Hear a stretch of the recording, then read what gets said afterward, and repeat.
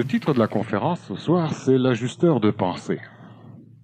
Alors ça, c'est un terme qui me semble avoir vu dans la cosmogonie d'Urantia peut-être apparaître pour la première fois.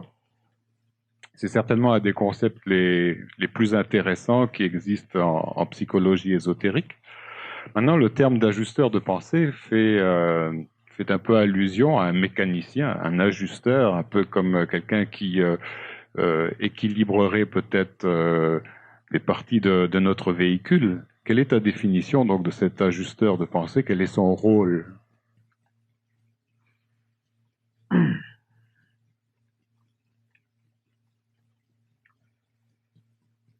Bon, si on prend le terme ajusteur de pensée et qu'on essaie d'y trouver un synonyme plus commun, plus courant, on va parler, l'ajusteur de pensée, ça pourrait être plus précisément la représentation de l'Esprit Saint du Nazaréen. Lorsque je dis que l'énergie supramentale a comme correspondance l'Esprit Saint au niveau de la Bible, c'est pour me faire entendre, c'est pour descendre, disons, pour mettre plus proche de ceux qui écoutent ce phénomène de l'énergie supramentale. L'ajusteur de pensée, c'est beaucoup plus cet Esprit Saint connu des apôtres que l'énergie supramentale. Si je dis que l'intellect est l'ajusteur psychologique, c'est-à-dire c'est un mécanisme qui permet à celui qui a un ego, celui qui a une psychologie, celui qui a de l'information, celui qui a une mémoire, celui qui a de l'expérience, de pouvoir conserver sa mémoire, son expérience, ses concepts, sa croyance, sa foi, sa religion, tout en goûtant quelque chose de neuf, parce que le neuf va être ajusté par l'ajusteur psychologique à sa psychologie. Alors celui qui croit en Dieu et qui croit que Dieu a créé l'homme et que par la suite Dieu a créé la femme, lorsque ce personnage lit ou entend ou vibre énergétiquement que peut-être ce Dieu a créé d'un constituant humain un homme et une femme en même temps. Et parce que dans le vocabulaire légué par le patriarcat, par la race mâle, homme veut dire humain et homme veut dire mâle et femelle femme, lorsque Dieu créa l'homme, créa l'humain, et lorsqu'il créa la femme, il créa aussi le mâle. Lorsque cette personne qui a un concept, qui a une foi dans cette création de l'homme mâle et par la suite la création de la femelle, entend ce que je viens de dire, il peut soit trouver cela parfaitement logique, soit qu'il peut l'ajuster par le mécanisme de son ajusteur psychologique et dire « Oh ouais, ben c'est ce que lui pense, mais en réalité, c'est bien évident que Dieu a créé le mâle avant tout, et d'une côte de l'homme, il a fait la femme. » Alors, il a ajusté le neuf pour que le neuf ne déforme pas le vieux. Ça, c'est le rôle de l'ajusteur psychologique, ce que moi j'appelle l'intellect. Alors, l'être humain d'aujourd'hui, il est intellectuant, c'est-à-dire il n'est pas intelligent, il est intellectuant, donc il a une intelligence qui est tributaire de ses mémoires, de son expérience, tandis que l'être intelligent n'est pas tributaire ni de ses mémoires, ni de son expérience, ni de l'expérience de la planète. Ça, c'est l'ajusteur psychologique, l'intellect. Lorsqu'une personne apprend que son fils sur un champ de bataille est mort, elle peut dire « Non, moi je ne crois pas à ça. Non, ça se peut pas, c'est une erreur. » C'est l'ajusteur psychologique. Sa psychologie ne pouvant accepter le neuf, il y a un mécanisme qui a été connu dans l'antique religion sous le terme ange gardien, qui vient ajuster pour préserver l'intégrité psychologique de la personne qui souffre, ou qui pourrait souffrir, à un point tel qu'elle pourrait même en mourir. Alors, ce qui fait que l'ajusteur psychologique ajuste la réalité à l'illusion de l'humain. Mais l'ajusteur de pensée fait autre chose. L'ajusteur de pensée, c'est aussi une mécanique qui permet à l'ego, donc qui permet à l'humain, à l'homme et à la femme, de pouvoir être transmuté, de pouvoir subir une mutation régie non pas par l'ego qui a soif d'évolution, mais régie par l'évolution même. L'ajusteur de pensée, c'est une vibration une énergie qui naît et de l'énergie supramentale et de l'énergie humaine. Si je prends un vocabulaire de l'antique religion, je peux dire que l'ajusteur de pensée naît et de l'humain et de Dieu. C'est-à-dire que lorsque l'énergie supérieure à l'ego humain entre en contact avec l'ego, par le biais du mental, par le biais de l'intellect, les deux énergies se touchant vont se lutter, vont se combattre pendant un laps de temps, et ce qui va naître de ce contact va être l'ajusteur de pensée. L'ajusteur de pensée est la faculté énergétique, intelligente, qui oblige l'humain à cesser d'être manipulé d'une façon archaïque, planétaire, pour pouvoir devenir un nouvel outil qui sera manipulable par son esprit. Alors, c'est le rôle de l'ajusteur de pensée et c'est ce qu'est l'ajusteur de pensée. Est-ce qu'il fait partie de l'homme intégral dans sa multidimensionnalité ou est-ce que c'est quelque chose qui est totalement extérieur à lui-même?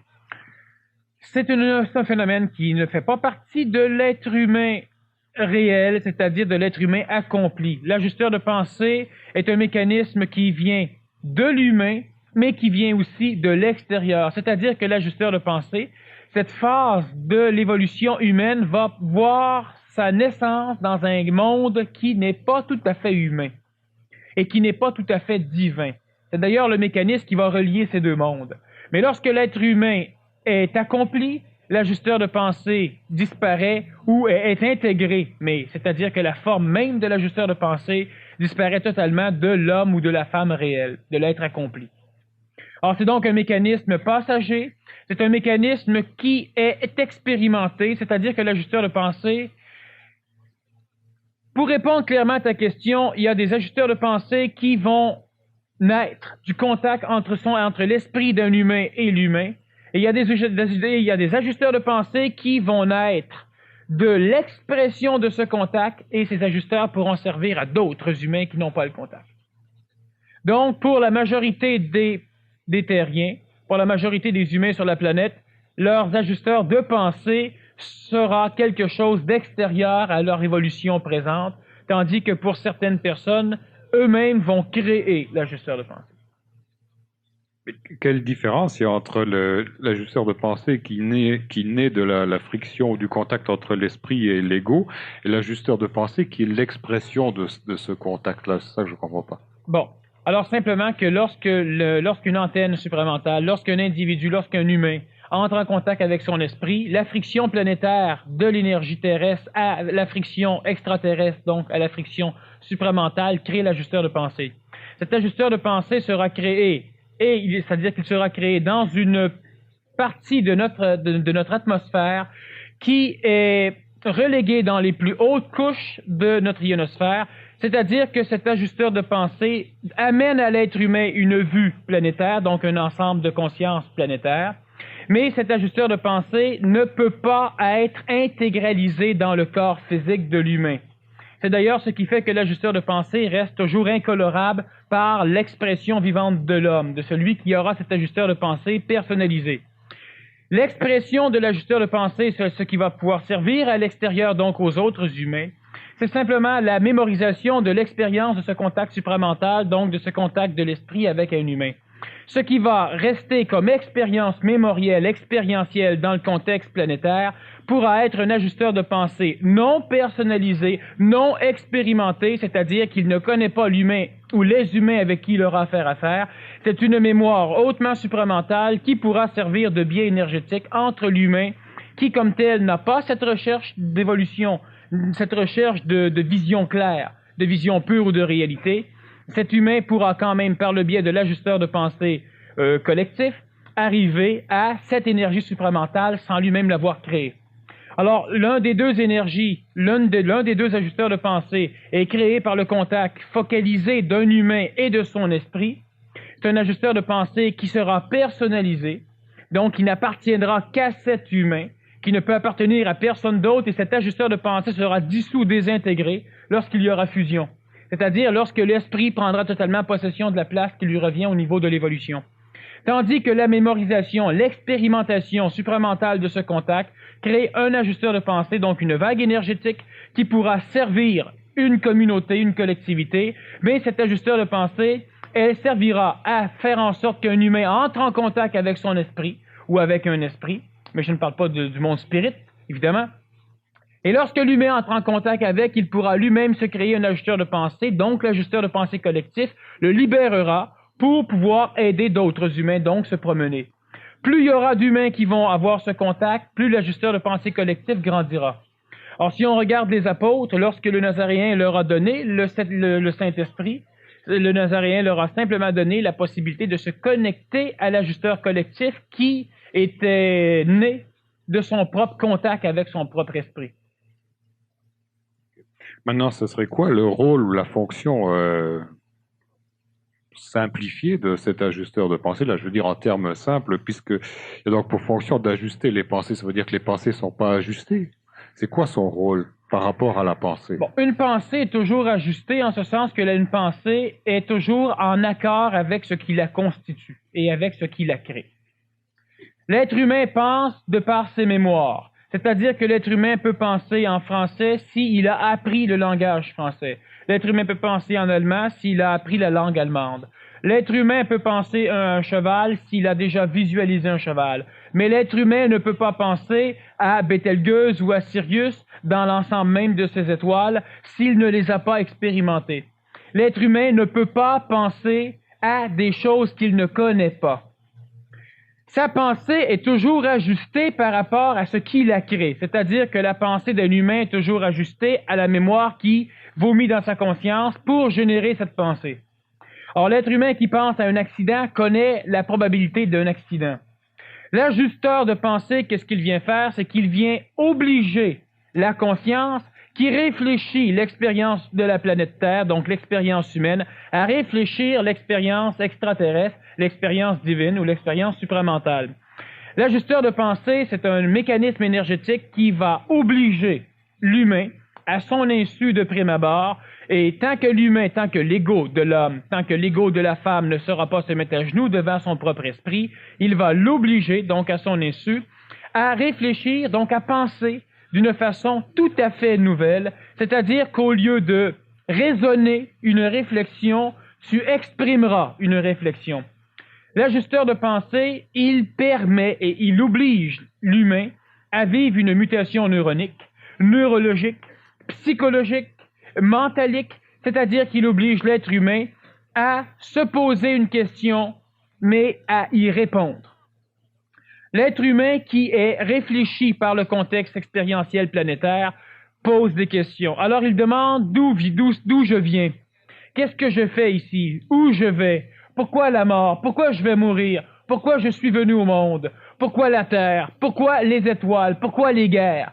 Pourquoi Dieu? Pourquoi ne s'en mêle-t-il pas? Pourquoi n'existe-t-il pas? Pourquoi existe-t-il? Pourquoi l'amour? Pourquoi la haine? Pourquoi tout? Ça, c'est le contexte humain. L'ajusteur de pensée permet à celui qui pose une question de se répondre. C'est-à-dire qu'il oblige la pensée à être structurée d'une façon nouvelle. La pensée, présentement, chez l'humain, est structurée à partir, premièrement, de ses mémoires, et ces mémoires vont pouvoir se structurer en pensée dans une espèce de cadre qui est créé par l'émotivité de l'humain. Si l'humain a un cadre extrêmement émotif, les pensées qui pourront s'y imbriquer ne seront que des pensées attirées par la vibration émotive. Si c'est une vibration, disons, beaucoup moins émotive, alors les pensées peuvent être structurées sur un cadre neuf, sur une trame moins émotive, et normalement, ce genre de pensée va rapprocher la conscience de l'humain de la réalité, donc le rend plus efficace. L'ajusteur de pensée, lui, vient créer un nouveau cadre dans lequel les pensées pourront être placées, mais ordonnées d'une façon nouvelle. Alors, il faut faire attention, c'est que l'ajusteur de pensée n'amène pas de l'information à l'humain.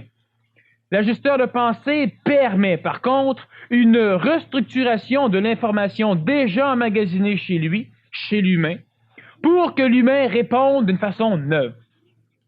C'est-à-dire que toi, tu as un langage, et ce langage te permet à peu près de répondre à n'importe quelle question.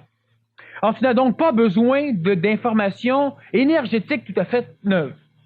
Tu as besoin, par contre, d'une trame, d'une structure qui va permettre de placer ce que tu as comme information d'une façon nouvelle, de façon à ce que cela crée une parole neuve, de façon à ce que cela crée une pensée neuve, quelque chose de neuf. Alors l'ajusteur de pensée, il amène ceci à l'être humain, c'est que l'être humain peut maintenant se répondre à toutes ces questions. Lorsque l'on parle de l'Esprit Saint ou du Saint-Esprit, de l'Esprit pur, de l'Esprit non coloré des apôtres, on parle surtout, non pas de la faculté de savoir, mais de la faculté de répondre. Il y a une différence majeure entre le fait de savoir, moi je sais et j'ai besoin pour savoir plus que l'on me pose des questions. Et prochainement, je saurai sans avoir besoin de questions que d'autres pourront me poser. C'est-à-dire que moi, j'ai passé la phase où je me pose des questions et où je me réponds. Je peux m'amuser à le faire. Je peux passer le temps à le faire. Dans une conférence, si on n'a plus de questions, alors là, je peux me poser des questions et m'y répondre. Mais c'est un jeu. L'être humain qui se pose des questions, l'être humain planétarisé, l'être humain terrestrifié, celui qui est sur la planète, pose des questions et n'a pas de réponse. Alors il cherche la réponse chez un maître, il cherche la réponse chez un prêtre, il cherche la réponse dans un livre. À l'intérieur de lui et à l'extérieur de lui, il n'y a pas de réponse. Il y a des permutations de l'expérience terrestre, il y a des réponses qui devront être détruites par de nouvelles questions. Répondez à n'importe quelle question que vous vous posez, et moi, je peux vous poser une nouvelle question qui va démolir votre réponse. Tandis que lorsque l'ajusteur de pensée vient ajuster votre capacité de réordonner vos connaissances, vous allez répondre à une question et personne, ni même vous, n'allez pouvoir changer ou démolir votre réponse. Elle sera authentique, elle sera parfaite. Mais elle ne vous amènera pas pour l'instant, mais c'est une phase vers ce savoir instantané où l'être humain sait instantanément ce qu'il a besoin de savoir lorsque cela est nécessaire. Alors il ne se pose plus de questions. L'être humain ne se dit plus « Où vais-je trouver de l'eau ?» Il a soif et instantanément il sait où se trouve l'eau. Il ne peut être perdu parce qu'à l'instant où il est perdu, il sait où il est. Tandis que l'être humain normal va demander où est l'eau et ne pourra pas répondre. Alors il va prendre des cartes, il va prendre un pendule, il va demander à quelqu'un, il va chercher, il va essayer de se rappeler dans ses mémoires, il va essayer de répertorier la région qu'il a peut-être connue ou très peu pour essayer de trouver l'eau. S'il est perdu, par exemple, dans une forêt. S'il demande « Pourquoi suis-je sur la planète ?» Alors il peut chercher, il peut fouiller, lire, trouver une réponse. L'ajusteur de pensée va amener la réponse. Mais l'être humain ne sera pas rassasié. C'est-à-dire que l'être humain restant égoïque, restant terrestrifié, planétarisé, il est maintenant en contact avec une nouvelle source qui vient réorchestrer sa connaissance. Et ça, c'est une phase qui est salutaire pour l'humain, pour le terrien, pour la simple raison qu'elle ne vient pas instruire l'ego, que tout le mécanisme fondamental de la mémoire, de l'ego, de l'émotion et tout ça n'est plus utile. Parce que tout le cadre physique est orchestré en vue d'exprimer l'émotion, est orchestré en vue d'exprimer l'ego, d'exprimer la mémoire, d'exprimer la personnalité mémorielle, donc ce que l'être humain pense qu'il est.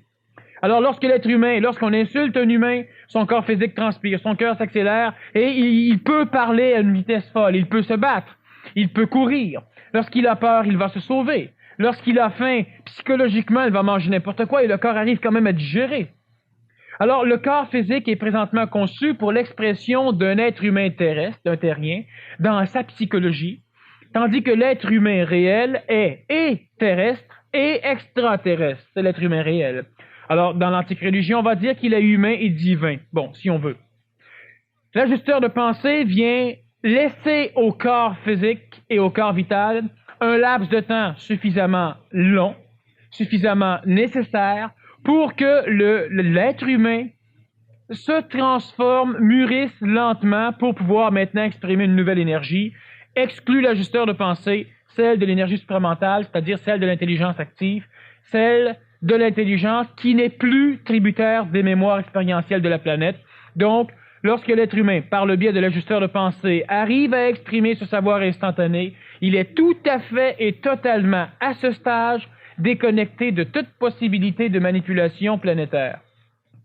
Donc, l'ajusteur de pensée vise à acquérir l'autonomie en quelque sorte. Il est comme il est là pour ouvrir des circuits énergétiques, pour réaménager peut-être des circuits et puis permettre un contact entre la substance et l'essence de la personne, entre l'ego, l'esprit, entre la matière, l'esprit. Exactement. Entre l'homme et puis sa propre énergie, ou la Entre partie divine en l'homme lui. et l'homme. Oui. Mais entre l'homme terrestre et l'homme extraterrestre. Entre l'ego humain qui recherche son Dieu et l'esprit qui recherche son ego. C'est-à-dire entre une partie d'une entité et l'autre partie. Alors l'ajusteur de pensée, il permet, d'ailleurs il y a plusieurs personnes qui viennent depuis un certain temps ici au centre, qui vivent ce mécanisme d'avoir des réponses. Alors il vient un temps où même les personnes, par exemple, qui ont fait les séminaires ou qui font le PMC, viennent pour me poser des questions et en me posant la question, ils élaborent sur la question, ils se répondent eux-mêmes et moi je leur dis, ben c'est ça. C'est ça. Alors ils s'en vont un peu frustrés et un peu inquiets que je n'ai pas répondu. Mais ils se sont répondus. Et n'étant pas là pour les empêcher, je ne réponds rien d'autre. Ce soir, je discutais justement avec une de ces personnes qui avait, à un moment donné, l'ego de cette personne avait un peu de frustration parce qu'elle se demandait si elle était la seule personne que moi, j'ignorais. Parce qu'elle venait me voir et elle me disait, bon, j'ai telle chose, je pense que c'est ça. Oui, c'est ça. Alors elle s'en allait. Une autre personne venait, j'ai ça, je pense que non, c'est puis là, je jasais avec.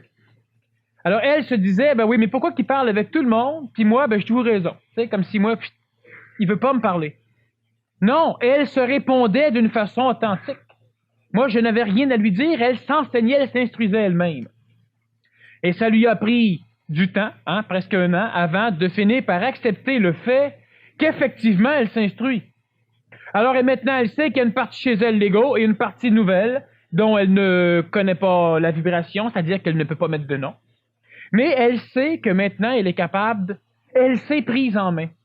Ou sa partie supérieure vient de prendre en main la partie inférieure. Alors, cette personne est maintenant presque libre. L'ajusteur de pensée collectif, celui qui est généré par un contact entre l'énergie supramentale et une énergie égoïque humaine, donc la mémorisation de ce contact d'un individu, est un mécanisme qui a ce défaut et qui a en même temps cette faculté de ne pas s'éloigner de celui qui l'a créé. Alors c'est une vraie merde et en même temps c'est une vraie bénédiction. C'est-à-dire que l'ajusteur de pensée collectif, donc cet égrégore énergétique, hautement supramental, mémorisé dans l'astral, donc qui naît du contact entre un humain et son propre esprit, tout ce qui est exclu de ce contact, cet ajusteur de pensée collectif, tourne et reste accolé vibratoirement autour de celui qui a eu ce contact. Ce qui oblige, hélas, les personnes qui bénéficient de cet ajusteur collectif à devoir tourner eux aussi autour de cette antenne supramentale. Alors c'est pourquoi on va voir, et c'est pourquoi on a toujours vu, une personne qui avait ce contact être suivie par un ensemble de personnes qui évoluaient au contact de celui-là. Ce n'est pas au contact de l'humain qu'ils évoluent, c'est simplement au contact de l'énergie qui tourne autour et qui le suit. Alors même si l'antenne supramentale veut tout détruire, veut empêcher ce mécanisme, il n'y a rien à faire, il pourra se cacher, on va le retrouver, on va le suivre, on va lui grimper sur le dos. Il faudra à un moment donné qu'il accepte d'une certaine façon, le fait qu'il n'a pas le choix parce que dans le domaine planétaire, l'énergie de l'ajusteur de pensée collectif qui est créée par la fusion entre l'ajusteur de pensée personnalisé et l'être humain en question, donc cette antenne supramentale ou cette élite de la race humaine, ou appelez ça ce que vous voudrez, certains appellent ça des messies, bon. Lorsque cela arrive, l'énergie qui est suscitée autour entraîne des humains et ces humains, au contact de cette énergie, grimpent. L'ego s'attache à la forme humaine, tandis que l'énergie évolutive de l'humain s'attache à l'énergie de l'humain. Alors, ce qui va arriver...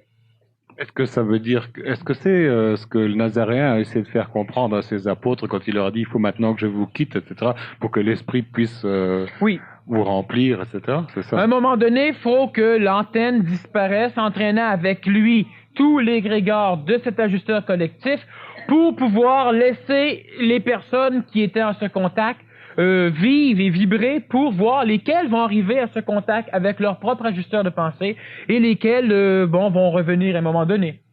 Le Nazaréen avait une fonction particulière au niveau planétaire, c'était d'augmenter le schéma vibratoire de la planète de façon à ce que ce mécanisme d'ajusteur de pensée ou d'Esprit Saint attire l'énergie supramentale pour que l'être humain puisse maintenant avoir accès à ce Dieu. Donc, il a de cette façon sauvé l'humanité. Et son rôle n'était pas de sauver l'humanité, de toute façon l'humanité n'était pas perdue. Bon.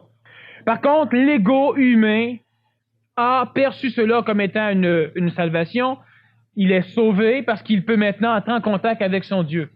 Ce qu'il ne sait pas, l'ego humain, c'est qu'il devra aussi laisser la place à son Dieu.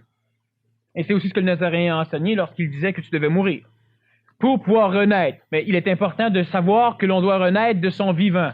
L'ego doit disparaître pour que l'esprit naisse. Le gros problème, c'est donc l'obligation inconditionnelle que les êtres humains qui ont senti une vibration au contact de l'ajusteur de pensée collectif sont maintenant obligés, s'ils veulent poursuivre ce genre d'évolution, de suivre ou de se rapprocher ou de contourner cette personne avec qui ils ont été mis en contact. Ça, c'est un handicap majeur. Et en même temps, c'est une bénédiction parce que à ce contact, chaque fois qu'un être humain se prend au sérieux et pense pouvoir faire quelque chose, alors celui qui a généré cette énergie a l'autorité pour la replacer. Maintenant, le problème, on peut dire, c'est que nous sommes présentement dans une période de transition planétaire. Une période où l'être humain était béni dans ce qu'il faisait et où l'être humain devra tout changer l'attitude de la vision qu'il a par rapport au monde en ne changeant presque rien de ce qu'il fait. Et ça, c'est compliqué. Cela veut dire que tu ne dois plus prier avec la même attitude, tu dois prier différemment. Cela veut dire que tu ne dois plus suivre avec la même attitude, tu dois suivre différemment. Cela veut dire que tu ne dois plus être manipulé de la même façon, tu devras être manipulé d'une nouvelle façon. Cela veut dire que dans la période de transition, les humains qui voient tout ce qu'ils doivent quitter veulent tout quitter. Alors je refuse totalement d'être manipulé. Je ne veux plus être manipulé ni par des religions, ni par des gourous, ni par des prêtres, ni par mes parents, ni par mon patron, ni par mes émotions, ni par mes peurs, ni par mes craintes, ni par mes angoisses, ni par mes amours, ni par mes désirs. Je ne veux plus. Mais l'énergie supramentale qui vient va ajuster ta pensée, donc elle va te manipuler. Et là, tu vas résister. Eh oui. Et l'énergie supramentale va attendre que tu cesses ta résistance parce que tu vas t'épuiser à résister. Alors l'être humain, dans la période de transition, se bannit de tout. Alors il se libère à moitié et refuse la libération totale parce que la libération totale, elle a la saveur de l'esclavage d'antan. C'est un mécanisme, prenons l'exemple de la forme. La forme, qu'est-ce que c'est? C'est ton veston, la forme. C'est mon habillement, c'est la forme. C'est l'habillement de la majorité d'entre les personnes ici, c'est la forme. Est-ce qu'elle est importante, la forme? Alors, entre toi et moi, que tu arrives habillé de n'importe quelle façon, je reconnais François et je sais énergétiquement qu'il est le même. Je n'ai pas besoin de l'habillement de la forme. Je n'ai pas besoin de la barbe, des lunettes ou n'importe quoi, et je n'ai pas besoin. Celui qui découvre la manipulation de la forme, lorsqu'il rencontre un policier, son habit, la forme, l'influence. Lorsqu'il rencontre un prêtre, ça l'influence. Une sœur, où il rit, où il la respecte, ça l'influence. Ça influence. Lorsqu'il voit une personne nue, ça l'influence, c'est la forme. Lorsqu'il voit un bel automobile, il peut l'acheter pour la forme. Lorsqu'il entend parler des beaux mots, c'est la forme. Alors la journée qu'il découvre qu'il a toujours été manipulé par la forme, alors il ne veut plus rien savoir de la forme. Mais la forme, elle est essentielle dans le contexte terrestre et il devra réapprendre à vivre avec la forme.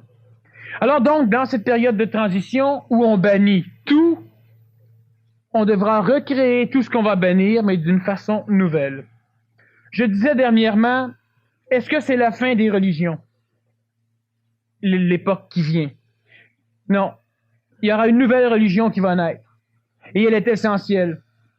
Une religion mentale et non plus une religion spirituelle. Une religion énergisée par l'intelligence et non plus une religion énergisée par le désir. Mais il y aura quand même un rituel énergétique parce que le rituel crée des énergies, amène des égrégores et peut servir. Je prends un exemple. Moi, personnellement, je sais ce qu'est la religion, je sais ce qu'est le Dieu des religions. Mais je ne me défendrai pas de me servir des mécanismes religieux pour accomplir quelque chose sur la planète. Alors moi, je peux entrer quelque part et au nom de Dieu ou au nom de mon Père, faire quelque chose. C'est-à-dire que je vais, par l'intermédiaire de certaines clés, aller chercher l'énergie emmagasinée dans cet égrégore spirituel qui est immense pour pouvoir te guérir, ou pour pouvoir transformer un désert en jardin, ou pour pouvoir faire des choses. Est-ce que moi, je vais m'interdire de me servir de cette énergie tout à fait terrestre, planétaire, spirituelle ou non, elle est tout à fait planétaire, pour faire quelque chose de planétaire? Je vais aller chercher de l'énergie supramentale pour la descendre en vibration? Non, je vais prendre l'énergie qui est déjà basse en vibration, la haute énergie spirituelle, et je vais m'en servir immédiatement. Et est-ce que moi, je vais interdire à l'humanité de continuer de nourrir cette énergie? Non. Par contre, si les humains savent ce qu'ils font, ils le font mieux et ils ne sont plus assujettis au travail qu'ils font. Comme la nourriture. Manger, certaines personnes, à un moment donné, finissent par repousser. C'est une perte de temps. Dormir, c'est une perte de temps. Mais l'être transitif devra réapprendre à dormir, réapprendre à manger, réapprendre à faire ce qu'il fait déjà, sauf que, prenons les lois. Les lois limitent l'humain, les lois sociales. Ils restreignent l'humain, ils rendent l'humain nerveux. Tu ne sais plus si tu contreviens à une loi ou non. Quand tu roules sur l'autoroute, tu peux avoir peur des détecteurs, des radars, alors tu t'achètes un détecteur de radar. Lorsque tu rencontres un policier, certains en ont peur, d'autres en ont pas peur, mais ça dépend des personnes. Mais ces lois, est-ce qu'on doit les bannir? Ces lois, même pour l'intelligent, restent ce qu'elles sont, sauf qu'elles ne te font plus peur, sauf que tu ne les respectes pas pour l'amende, ou la prison, ou la cour. Tu les respectes parce que maintenant tu envoies l'intelligence. Alors, ces lois n'ont plus besoin d'être écrites de la même façon. Est-ce qu'on va, par exemple, toi, tu comprends l'intelligence de ne pas rouler, par exemple, en haut de 100 km/h sur une autoroute pour pour éviter, disons, les accidents, mais aussi pour restreindre la pollution, l'usure de tes pneus, enfin, pour économiser au niveau énergétique. Mais est-ce que dans la société nouvelle, il y aura plus de panneaux indicateurs? Non, ils vont rester là. Alors, qu'est-ce qu'il y a de changement? Rien. Pour te rappeler à quelle vitesse, tu aurais pu le vérifier. Mais pas pour te restreindre à rouler comme ça. Alors, toi, tu es pressé, l'autoroute est vide, tu roules à 150, 160, c'est légal. Mais les lois restent, mais ils sont tout à fait vus différemment, ils sont appliqués différemment parce que chaque individu les applique. Alors, il n'y a plus de policiers, il n'y a plus de juges, il n'y a plus de ci, il n'y a plus de ça. Mais les lois restent parce qu'elles sont utiles. Alors, c'est simplement un mécanisme à comprendre. Lorsque l'être humain arrive dans cette phase de transition où il bouillonne, où l'ajusteur de pensée vient ajuster partiellement sa pensée, alors soudainement, il est la tête dans les nuages, il est couché sur le côté, il se croit debout, et à un moment donné, il sort un œil du nuage, et là, il voit. Mais il voit par les deux yeux. Un œil dans la brume, un œil au soleil. Son cerveau amalgame les deux visions et en fait une réalité, une vérité. Alors l'humain qui voit d'un œil en dehors, au-dessus de la brume, dit « ça y est, je vois les montagnes, ils sont ceci, ils sont cela ». Non, parce que tu vois aussi dans la brume avec l'autre œil. C'est exactement comme si tu regardes l'intérieur d'une maison en même temps à l'extérieur. Fais ça pendant 1 heure de temps, ton cerveau finit par juxtaposer les deux images et ça te crée un paysage drôlement surprenant et bizarre. C'est ce qui arrive à l'humain transitif. Il sort de la brume, mais pas suffisamment. Alors il voit quelque chose de neuf et il dit « c'est le neuf ». C'est du neuf. Mais ce n'est pas tout le neuf.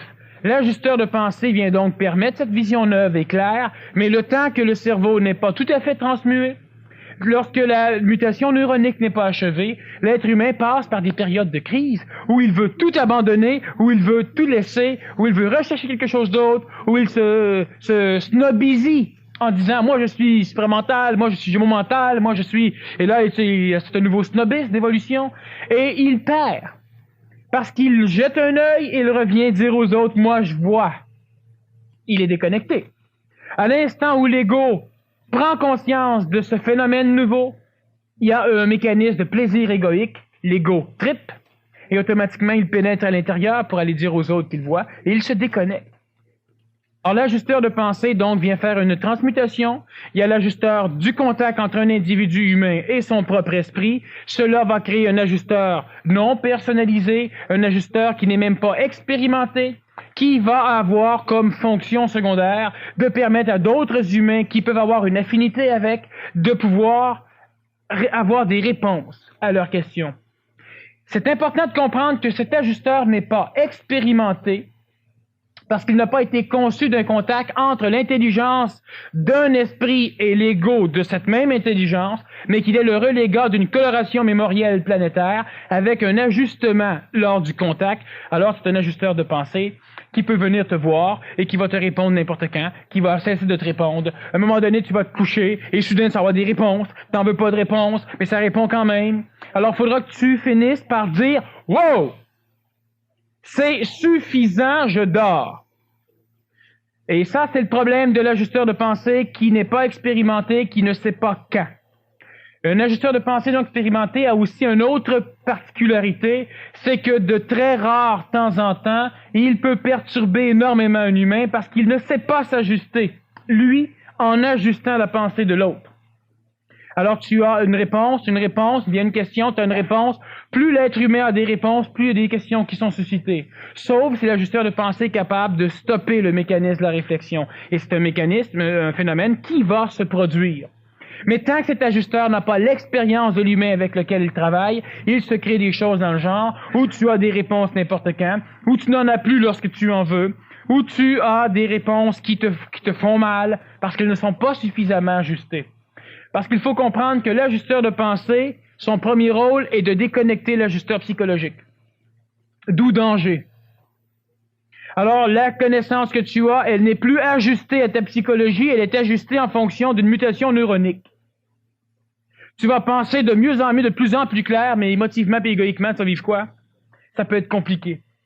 Le fait que cette personne se rapproche de l'antenne qui a créé l'ajusteur de pensée, elle oblige l'ajusteur collectif à se réajuster par rapport à elle.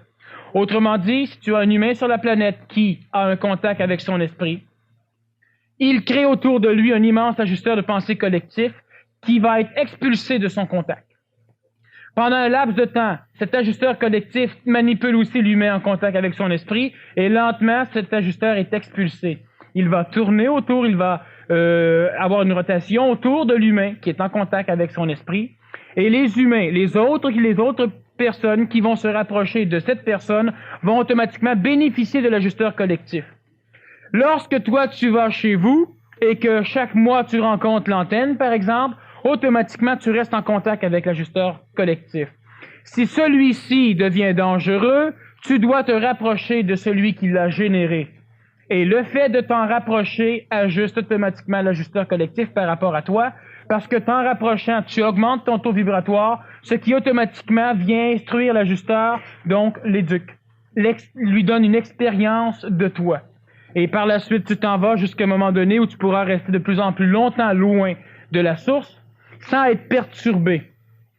Et un jour, où lui s'éloigne assez, entraînant avec lui son auréole, donc toi tu te libères, ou un jour toi tu t'en vas libérer. Alors, on peut rencontrer, d'ailleurs, tu en as fait l'expérience, tu connais plusieurs personnes de ce genre, qui vont, par exemple, parler ou faire des conférences ou essayer de vivre leur contact, mais qui, chaque mois ou chaque 2 mois, sont obligés de revenir à la source parce qu'à un moment donné, il se passe des choses qu'ils ne peuvent pas contrôler. Alors, ils reviennent à la source une fois, une conférence peut-être, ou quelque chose dans le genre, et puis après ça, ils peuvent repartir encore fonctionner à bout de temps. Or, l'ajusteur collectif, il n'est pas expérimenté et il tendra donc à prendre de l'expérience avec l'humain avec lequel il va vivre. Ce n'est pas un ange gardien. Les anges gardiens sont la représentation de l'ajusteur psychologique, donc de l'intellect chez l'humain. Et les anges gardiens ont pu toucher l'humain à partir du passage nazaréen et quelque temps avant, chez certains rares individus, comme Abraham, parce qu'il a eu des contacts avec des énergies supramentalisées qui portaient le nom énergétique de Melchisédek. Bon, alors si l'ajusteur collectif crée, en fait, comme tu dis, un égrégore collectif, est-ce qu'il n'y a pas justement un danger, peut-être par rapport à ce que tu vis toi, avec les gens qui sont autour de toi, et le PMC, que ce soit une manipulation au niveau de l'égrégore collectif? Comment est-ce que tu veilles à ce que les gens ne soient pas englobés par cet égrégore collectif et que ça ne tourne pas à une religion qui échapperait peut-être à tes buts initiaux? Bon, moi, en ce qui me concerne au niveau du PMC, c'est pas tellement compliqué, étant donné que ce n'est pas moi qui donne les cours, ou presque pas. Ça évite automatiquement ce phénomène. Alors, les personnes qui vont faire le cours, par exemple, peuvent bénéficier d'un égrégore supramental dans l'astral, ou encore d'un ajusteur de pensée collectif, mais sans risquer, justement, de redescendre, disons, dans l'Antiquité spirituelle, pour se déconnecter du but, ou du travail pour pouvoir se reconnecter à l'illusion de ce qu'il a fait. Étant donné que moi, je suis disponible surtout en conférence, en séminaire, beaucoup moins dans les cours, étant donné que ce sont d'autres personnes qui font ces cours, des personnes qui se rapprochent grandement de leur propre ajusteur de pensée. Cela évite ce genre de problème.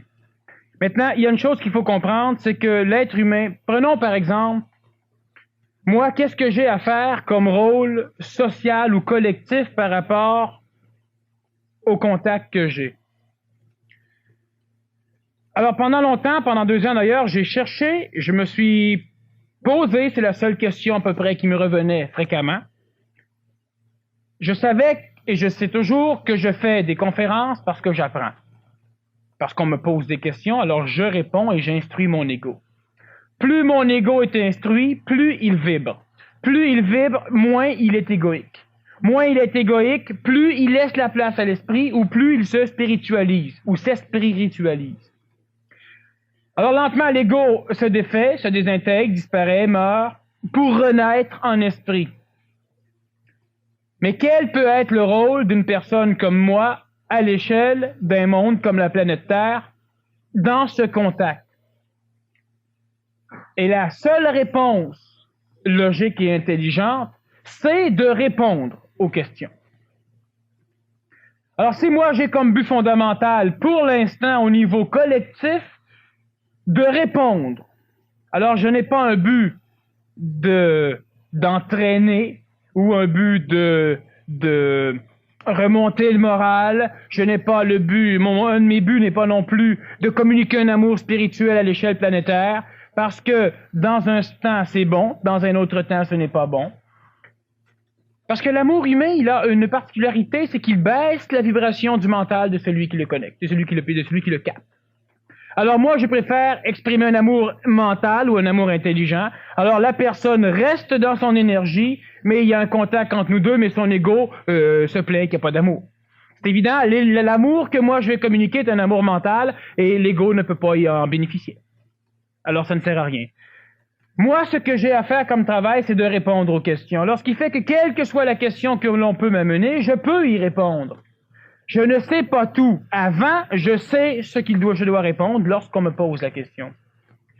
Je ne peux pas risquer d'entraîner un mouvement religieux parce que, en partant, l'amour que je vais communiquer est un amour qui est au-delà de la spiritualité. Toutes les personnes que je rencontre, et j'ai fait des conférences de temps en temps à l'extérieur, parce que je ne suis pas focalisé ici au centre de l'universalité, toutes les personnes que je rencontre qui ont besoin de cet amour spirituel vont tous me reprocher la même chose. Je ne dégage pas d'amour. Et dernièrement, j'étais dans un restaurant et il y a une personne qui m'a dit ça. Et je lui ai dit, observe bien si c'est vrai. Et elle a dit, non, tu dégages de l'amour, mais c'est pas un amour que je connais. Oui, c'est ça. Alors, elle a pu rester en résonance avec moi parce qu'elle percevait un amour, mais elle ne peut pas mettre de nom dessus. Alors, c'est un risque qui peut être bon pour certaines personnes, mais ce n'est pas mon rôle à moi d'engendrer une religion, ni même une religion mentale. Elle va s'auto-engendrer d'elle-même lors de la transmutation de l'être ancien à l'être transitif. Alors, évidemment, il ne pourra pas abandonner tout son schéma carcanesque qu'il a en arrière de lui, et il devra donc le transmuer en un schéma, en une religion, par exemple, qui te permet maintenant de devenir ce que tu dois être, et non pas dans une religion qui n'a comme fonction de faire en sorte que l'humain n'oublie pas ce qu'il est. Parce que les religions qu'on a aujourd'hui ont un rôle majeur, très important, c'est celui de faire en sorte que l'humain n'oublie pas sa provenance. Mais l'humain n'est pas instruit de comment arriver à rejoindre cet esprit ou à retourner avec son véhicule physique vers cette provenance. L'humain n'est pas habitué. L'humain n'a pas cette instruction parce que l'humain n'est pas vibratoirement prêt, c'est-à-dire que son corps physique, tous les véhicules qui constituent le rôle pour lequel l'humain sur la planète Terre n'est pas prêt. La religion mentale va être une religion qui va maintenant permettre à l'humain de devenir ce qu'il est. Et ce n'est pas mon rôle à moi de l'engendrer. Le rôle que j'ai pour l'instant est de répondre à des questions. Alors, ce qui fait que je fais des conférences pour répondre à des questions, ce qui fait que je fais des conférences à l'extérieur, ce qui fait que je fais des émissions de radio, je me promène un peu partout, et je n'ai qu'un seul rôle pour l'instant, c'est de répondre aux questions. Parce qu'il se trouve que, et d'ailleurs, on m'a déjà reproché d'une façon originale ici, une personne m'a dit, vous, Monsieur Kem, je vous aime pas.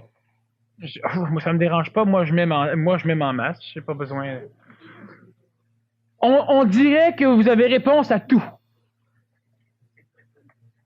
Puis après ça, elle continue à dire, puis je pense que c'est vrai. Puis j'ai dit, c'est pour ça que vous m'aimez pas. Elle dit oui. Voilà. C'est ça. Qu'est-ce que je peux répondre à ça? Rien. C'était pas une question. C'était une constatation. Mais effectivement, je peux avoir réponse à tout tant que la réponse est là une vibration utile à celui qui la pose. Si tu me poses une question comme celle-ci, j'aimerais savoir si mon fils va réussir ses examens. Alors moi, je vais te répondre, demandez-le. Est-ce que je fais bien de partir ce genre d'entreprise? Essaye, tu vas voir. Ce n'est pas le genre de réponse que je donne. Mais toutes les réponses fondamentales qui ne peuvent être répondues par l'humain normal, c'est ce genre de réponse que je donne. Alors, je ne peux pas en arriver à créer cette religion pour la simple raison que si je dis oui, par cette compagnie, ça va marcher et que ça marche, je vais devenir un conseiller. Si je dis votre fils, non, il ne réussira pas, il faudrait qu'il fasse telle chose, je vais devenir aussi un conseiller, et lentement un maître, et lentement un gourou, et lentement une vraie merde pour l'humanité. Fais donc confiance à l'insécurité ou à la peur fondamentale de l'homme qui va s'organiser pour la faire, la religion. Exactement. Moi, je m'en mêle pas, il va s'auto-engendrer, et ça, on n'a pas le choix. Ouais, ça m'amène à cette question, à savoir, toi, tu reconnais l'importance d'une religion dans une période transitoire, tu viens de dire. Mais est-ce que ça veut dire que c'est parce que c'est quelque chose qu'on ne peut pas éviter? Mais est-ce que tu sous-entends que passé cette transition-là, l'homme devra encore avoir besoin de religion? Ou quelle forme? Non. Ça, une première question. Puis la deuxième, c'est, je dois manquer d'imagination parce que j'arrive pas à concevoir une religion qui soit mentale. Quelle forme ça pourrait prendre concrètement, ça? Et quelle utilité en dehors d'avoir des garde-fous, peut-être, je sais pas. Mais quoique le garde-fou est très, très, très intelligent aussi. Ça prend des fous pour les garde-fous. Oui, mais ça, c'est pas un problème. Ça, c'est le garde-fou qui manque. C'est pas les fous. Bon, premièrement, cette religion mentale, elle va exister pour l'être transitif, dans une époque d'humanité transitive. Les Raéliens, c'est une religion mentale. Non, les Raéliens, Scientifique. c'est une religion spirituelle. Avec beaucoup de science dedans. C'est une religion intellectuelle, alors, si tu veux. Mais elle n'est pas mentale. Dans ce sens qu'elle n'est pas régie par une intelligence supramentale qui peut faire vibrer le mental dans lequel va pouvoir vivre l'ajusteur de pensée. C'est une religion intellectuelle qui répond à la soif de connaître de l'ego. Mais si je n'ai rencontré plusieurs Raéliens d'ailleurs, ils ont voulu souvent me faire visiter leur planète. Et si je pose des questions, ils ne répondent pas. S'ils posent des questions, c'est pas long qu'ils en posent plus. Ils s'en vont. Parce que les réponses qu'ils ont, c'est des réponses qui les font trop vibrer, et là, il y a un risque chez eux qu'ils finissent par changer d'idée. Alors, ils sacent le camp. C'est une religion intellectuelle, ce n'est pas une religion mentale, mais c'est une transition. Une religion mentale, et il n'y en a pas sur la planète, une religion mentale presque éclos, mais pas encore. Ça peut ressembler, mais ce n'est pas ça. Tu poses une question dangereuse, je vais répondre d'une façon le plus équilibrée possible. Mais cette religion mentale va naître des pays de l'Est. Et c'est aussi prophétisé. C'est pas le Christ qui vient de l'Est, c'est la religion mentale qui va venir de l'Est. Alors ça n'a rien à voir avec le mouvement raélien. Cette religion mentale, elle va être là pour l'être transitif, mais elle aura l'avantage comparativement aux religions spirituelles, et tu vas retrouver le mouvement raélien, ces religions spirituelles. La religion mentale, elle aura l'avantage de laisser être ceux qui n'en ont plus besoin. Alors la religion mentale, ce n'est pas une religion qui va vouloir convertir. On va y venir. Et lorsqu'une personne part, tout le monde sait que c'est correct et c'est normal.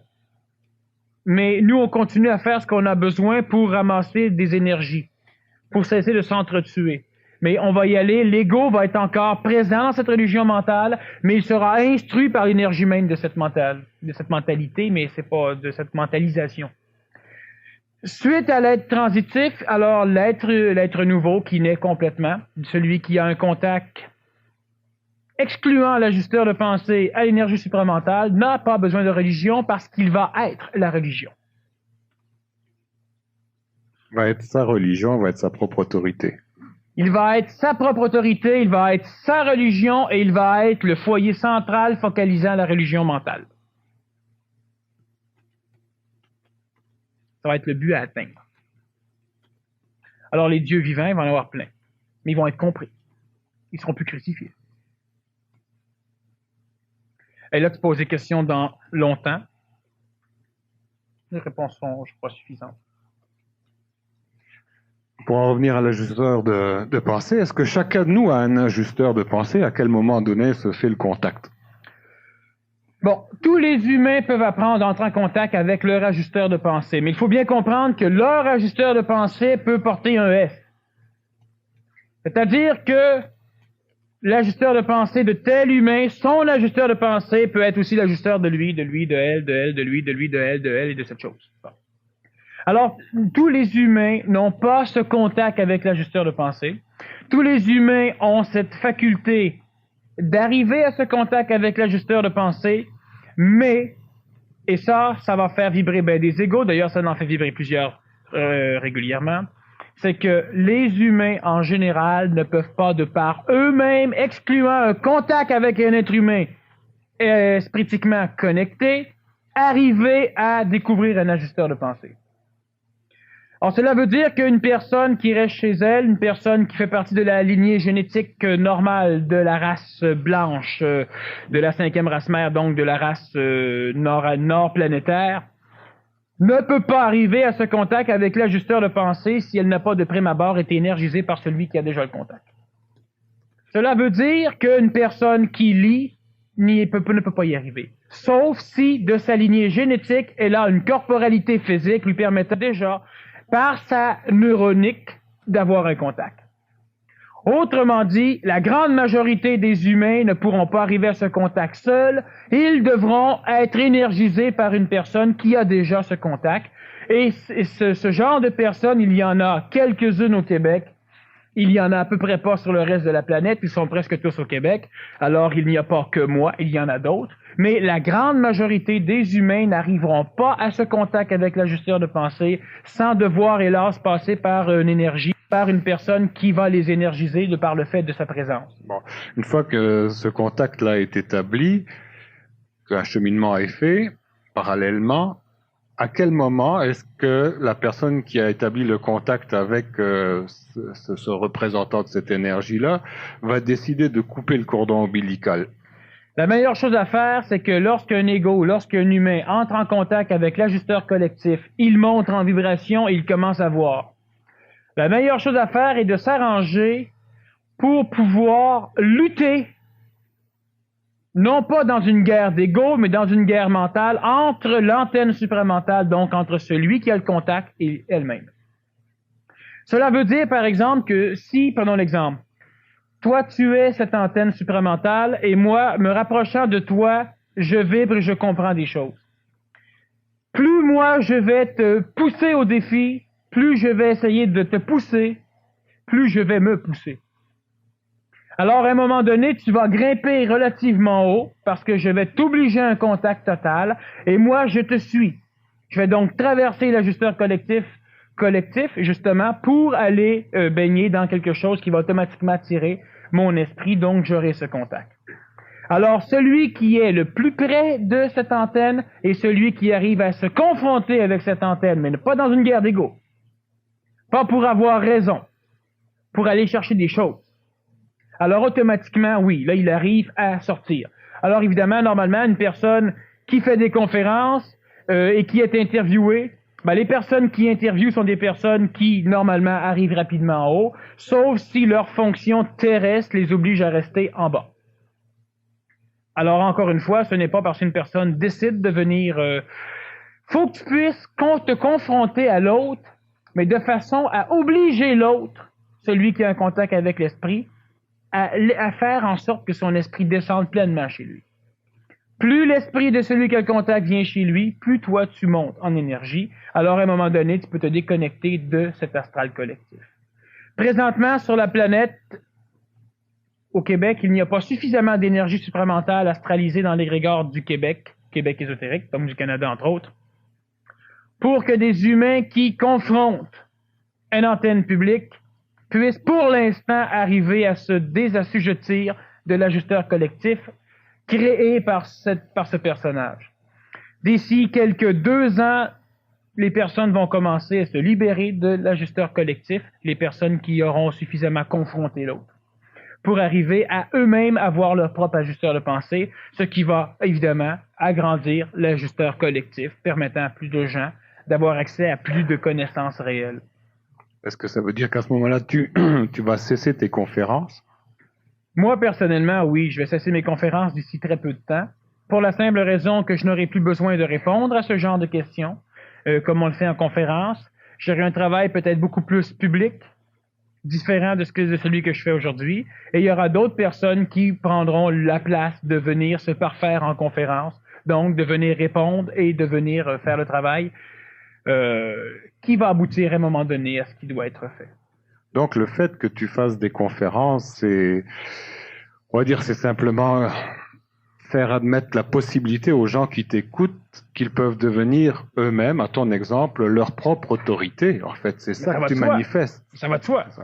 Chaque être humain, par l'intermédiaire de l'ajusteur de pensée, donc de cet esprit saint, si on veut prendre les termes antiques, peut arriver et va arriver, veut pas. Mais quand je dis peut, je parle dans un laps de temps égoïquement court pour l'humain.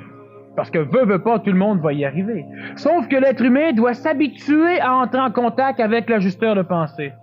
C'est-à-dire que chaque être humain, comme chacun d'entre vous, vous devez vous entraîner à entrer en contact avec l'ajusteur de pensée. 2 choses sont nécessaires pour cela. Premièrement, être au contact énergétique d'une entité qui nourrit un ajusteur collectif. Et deuxièmement, poser des questions oralement et répondre à ces questions oralement. Pendant un laps de temps, c'est l'ajusteur psychologique qui va déformer et donner une réponse.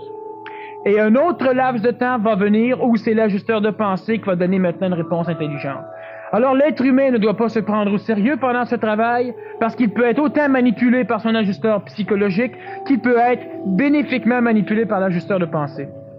Mais c'est un travail à faire. Alors la personne doit premièrement essayer de vibrer dans une énergie qui lui permet d'arriver à ce contact et elle doit poser des questions pour se répondre. Si elle veut, elle pose une question, elle se répond. Par la suite, elle peut la poser à celui qui a un contact avec l'esprit et elle écoute la réponse.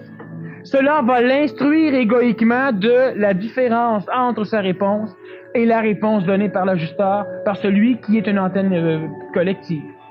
Et à un moment donné, elle verra que sa réponse lui plaît autant que la réponse de l'autre. Et à un moment donné, elle saura que sa réponse, c'est ça. Mais évidemment, c'est une phase de transition. Le cortex cérébral mute et la personne, elle a donc des repos. Elle aura des pertes de mémoire.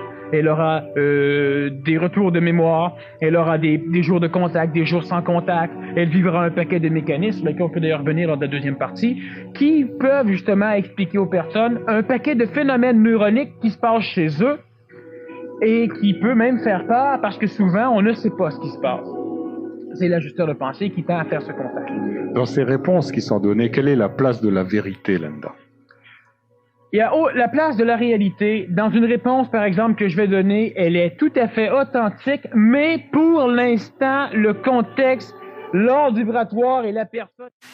Comment savoir si notre contact, notre ajusteur, est vraiment celui qui nous donne la réponse?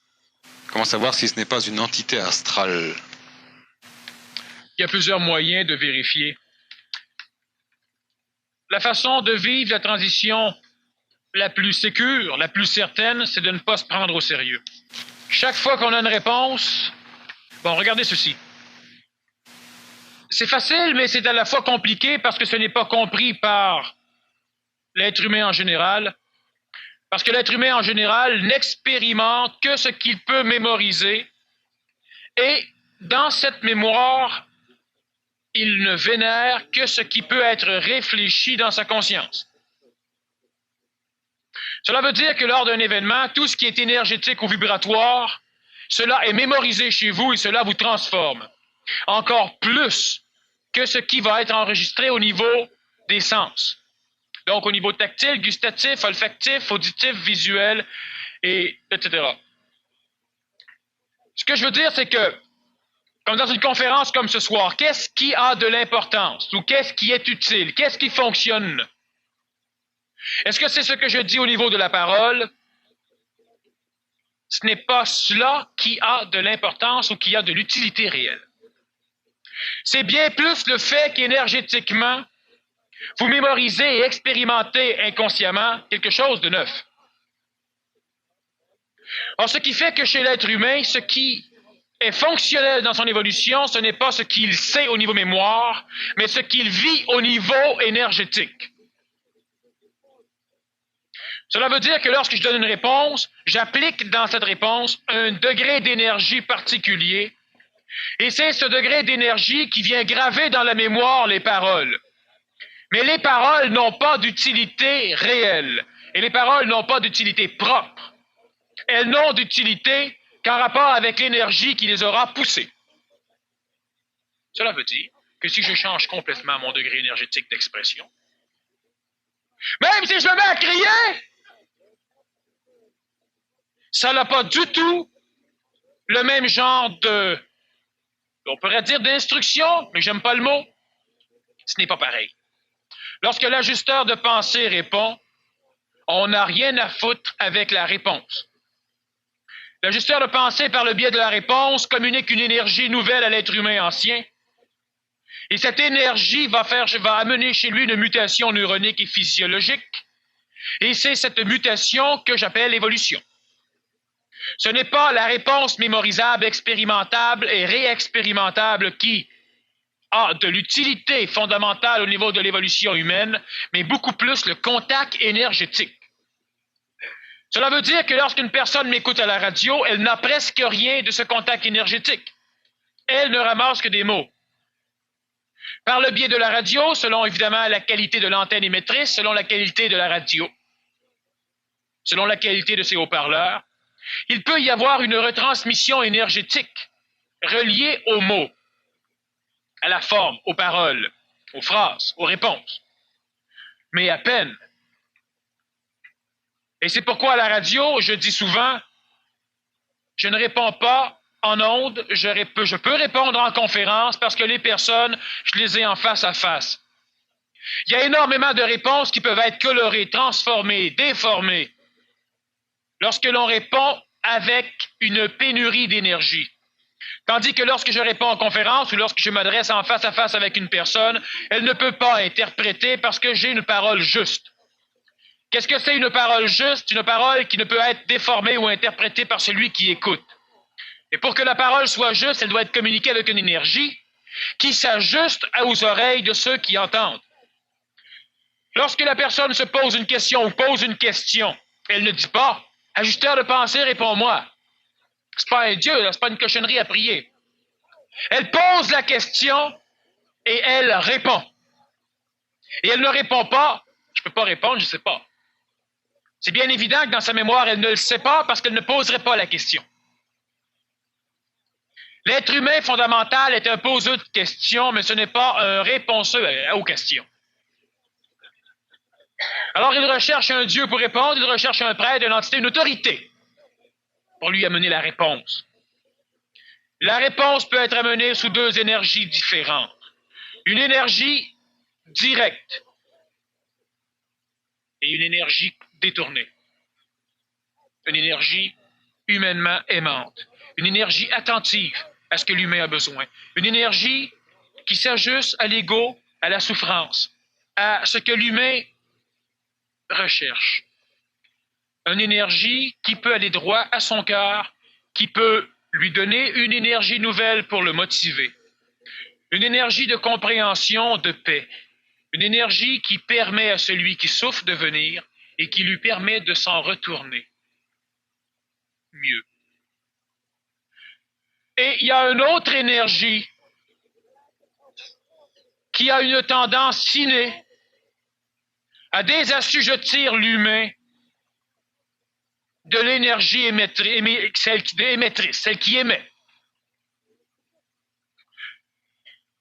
Lorsque l'ajusteur de pensée vient parler ou répond, lorsque vous dites « Qu'est-ce que je fous sur ce véhicule spatial appelé Terre ?» Alors vous continuez. « Je suis venu au monde parce qu'un Dieu m'a créé. » Qu'est-ce que ce Dieu avait à me créer? Ce Dieu m'a créé à son image et à sa ressemblance pour que je puisse le servir. Qu'est-ce qu'un Dieu peut bien foutre d'avoir besoin de se faire servir par des incompétents comme l'humanité? Vous continuez les questions au fur et à mesure que vous répondez. Et vous allez arriver à un impasse. Et rendu à cette impasse, vous fermez la radio, vous changez de disque et vous oubliez. Parce que le travail, ce n'est pas les réponses. Le travail, c'est l'énergie du travail. C'est l'énergie de la réponse. Qu'est-ce que je fous sur la Terre? Ouais, c'est une bonne question. Là, c'est pas l'ajusteur de pensée, c'est l'ego.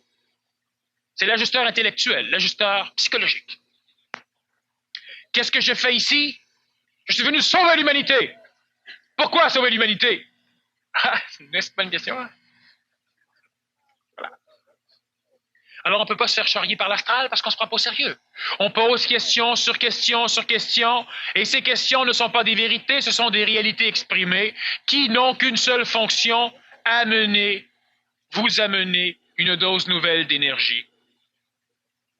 C'est l'énergie qui évolue l'humain. Ce n'est pas son bagage d'expérience, parce que votre bagage d'expérience, pour vous sentir évoluer, il faudra qu'il soit grand comme l'univers. Tant que vous allez être régi à accumuler l'information dans vos mémoires lorsque vous vous répondez, donc, tant que vous allez être régi à vous prendre au sérieux, vous aurez toujours des questions sans réponse. Parce que votre mémoire ne peut contenir l'instantanéité et votre mémoire ne peut contenir le tout. Lorsque vous répondez, à poser une nouvelle question, et c'est l'énergie de ce contact avec l'ajusteur de pensée qui a de l'utilité dans votre évolution, ce n'est pas la réponse. Une personne vient me voir et elle me dit, « Daniel, je crois que tu es parfait. Et j'ai besoin du contact d'un être parfait. » Et moi, je lui réponds, « T'as-tu été aux toilettes hier? » Alors là, son ajusteur psychologique dit, ça c'est une réponse, il veut s'occuper de mon corps physique. « Oui, j'ai été aux toilettes hier. » « Mais t'aurais dû en manger. » Là, la personne, « De quoi? » Parce qu'elle ajuste, là, elle ne veut pas comprendre.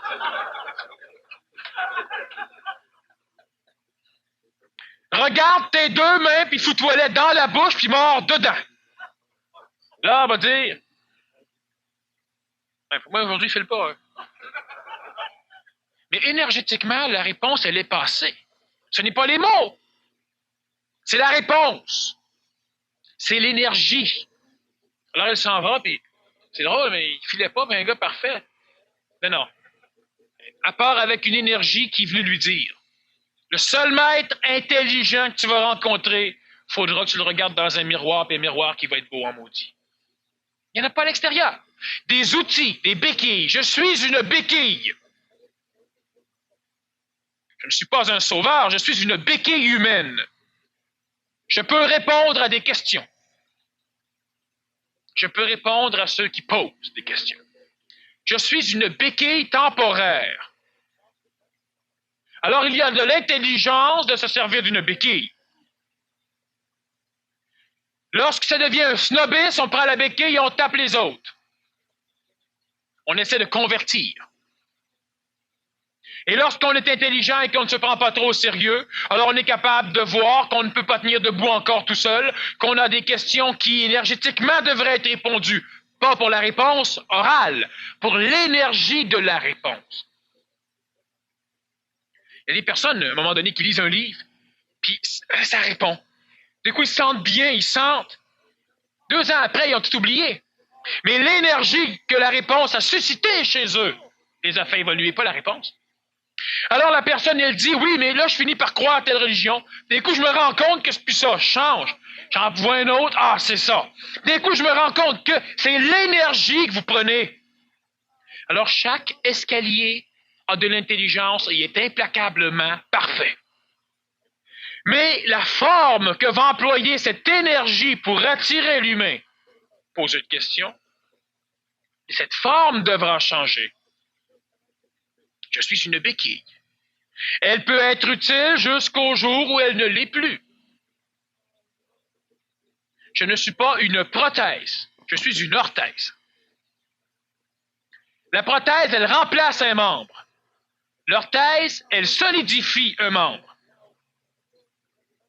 Alors, je ne remplace rien. Je peux solidifier pour permettre à ce membre de devenir suffisamment solide. Après, il prend l'orthèse et il l'abandonne. Puis il pas dessus, il la casse pas en morceaux, en disant c'est grâce à c'est à toi, c'est de ta faute, j'étais de même tout le temps. Non. J'ai vu des personnes passer devant une salle de soins intensifs où ils ont été hospitalisés. Cette petite salle-là. Non. Ce qui maudisse, c'est l'expérience vécue là, mais ils maudissent la salle. Et on ne doit pas maudire une salle. On ne peut pas maudire un état de béquille. Puis là, tu commences à marcher, ah, mes maudites béquilles, je suis content de m'en débarrasser. Manque d'intelligence. C'est grâce à ces béquilles-là que tu peux t'en débarrasser. L'ego, l'orgueilleux, qui a une entorse, prend pas de béquille. Il marche sans béquille. Il boite, quand il rencontre quelqu'un, il boite plus. Puis quand la personne est passée, il boite encore plus. Puis là, il sort de moins en moins. Prend pas de béquille, pas de plâtre, rien. Puis là, il va se vanter. Moi, je suis dur pour moi. Ouais. T'es comme un général de l'armée. Un général, ça ne doit jamais se rendre, même à l'évidence. L'ajusteur de pensée, lorsqu'il parle, et votre voix ajuste votre pensée. Donc, vous devez répondre oralement. Pas à quelqu'un ou à quelqu'un, ça n'a aucune importance. Qu'est-ce qui dit que j'ai raison ou non? Rien, c'est énergétique. Alors, on se fout de la réponse conscientisée. Et au fur et à mesure que vous allez vous foutre de ces réponses conscientisées, vous allez avoir des questions plus hautes, des réponses plus grosses, des questions plus grosses, des réponses plus grosses. Vous allez finir par vous découvrir, par rire de vous. Il faut prendre l'habitude de ce contact avec l'ajusteur de pensée. Et c'est l'énergie. Ce que je dis, ça n'a aucune importance. C'est la façon dont je le dis qui a de l'importance.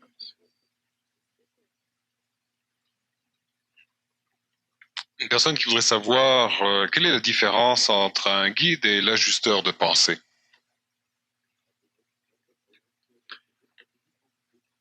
Le guide, c'est une religion. Le guide, c'est un morceau de matière qui permet de diriger un autre morceau de matière. Si je suis un guide, je suis un humain dirigeant des humains. L'ajusteur de pensée crée le guide. Tandis que le guide guide. Moi, je n'ai pas comme rôle de guider. J'ai comme rôle de répondre. Répondre aux questions. L'ajusteur de pensée, lorsqu'il entre en contact, insidieusement, de prime abord avec un humain, il transforme sa neuronique, donc ses neurones, son cerveau. Il agresse des parties focalisées dans ce cerveau, l'hypothalamus, le thalamus, la glande pinéale, la glande hypophyse, et il le transforme. Il recrée un nouveau guide dans le cortex et dans le cerveau de l'humain pour que ce cerveau guide d'une façon nouvelle l'énergie qu'il reçoit et l'expérience qu'il a en mémoire. Alors chaque être humain devient son propre guide. Et pour devenir son propre guide, sans être assujetti à une conscience collective et non pas à un ajusteur collectif. L'ajusteur collectif, il va ajuster individuellement chacun pour que chacun arrive à ce contact avec l'énergie supramentale ou avec l'intelligence instantanée. Tandis qu'une conscience collective a l'impression que tout le monde doit tout faire pareil en même temps. Alors, lorsqu'une personne suit un guide et que le guide dit à tout le monde, levez-vous, tout le monde se lève, rassoyez-vous, tout le monde se rassoit, inspirez, je vais expirer. Oui, c'est ça, c'est de même, ça marche. Ça, c'est autre chose. C'est bon pour un ensemble d'humains, et lorsque l'humain finit par dire, je n'ai plus besoin de ça, elle ne doit pas nécessairement fuir tous les endroits où il y a des groupes, mais elle doit fuir le fait de penser collectivement. Clic, hey, c'est bon? Ah oui, c'est bon. C'est bon, hein? Ah oui, c'est bon, maudit. Je savais que c'était bon. C'est ça, être collectif. C'est-tu bon? Non, c'est pas bon. Ben moi, je trouve ça bon. Oh, mais c'est carrément dégueulasse. Ah, moi, je trouve ça bon pareil. Ça, c'est d'être une conscience un peu plus individuelle. Ça, on en a parlé longtemps. À un moment donné, une conférence, lorsqu'on parlait de celui qui demandait à l'autre qu'est-ce qu'il va prendre au menu dans un restaurant. Vous savez, tu ouvres le menu, puis qu'est-ce que tu prends, toi?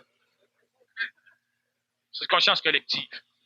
L'ajusteur psychologique va dire non, non, je faisais avec m'informer, oui, il y a peut-être un paquet de raisons, oui, mais on ne peut pas s'empêcher. Alors, un guide et l'ajusteur de pensée va constituer un guide chez vous. Tandis que le guide est déjà à l'extérieur et ne constitue rien chez vous. Il marche et vous le suivez, aveuglément. Le guide a besoin de ses disciples une fois aveugles. Tandis que moi, j'aurais plutôt besoin d'un doute. Un doute aveugle, même pas. Un doute de tout et même du doute. Alors, l'ajusteur de pensée va chez vous faire en sorte que vous allez vous guider. Vos émotions ne sortiront plus n'importe quand c'est inutile, seront guidées par vous. Sans lutte, sans conflit, sans résistance et sans souffrance. Ils n'auront plus le choix. Les émotions vont sortir lorsqu'ils seront constructives, énergisantes, intelligentes, communicantes. Sinon, lorsqu'ils sont nuisantes, perturbantes, ils ne sortiront plus. Plusieurs questions, à savoir quelle est la différence entre l'ajusteur de pensée et le double.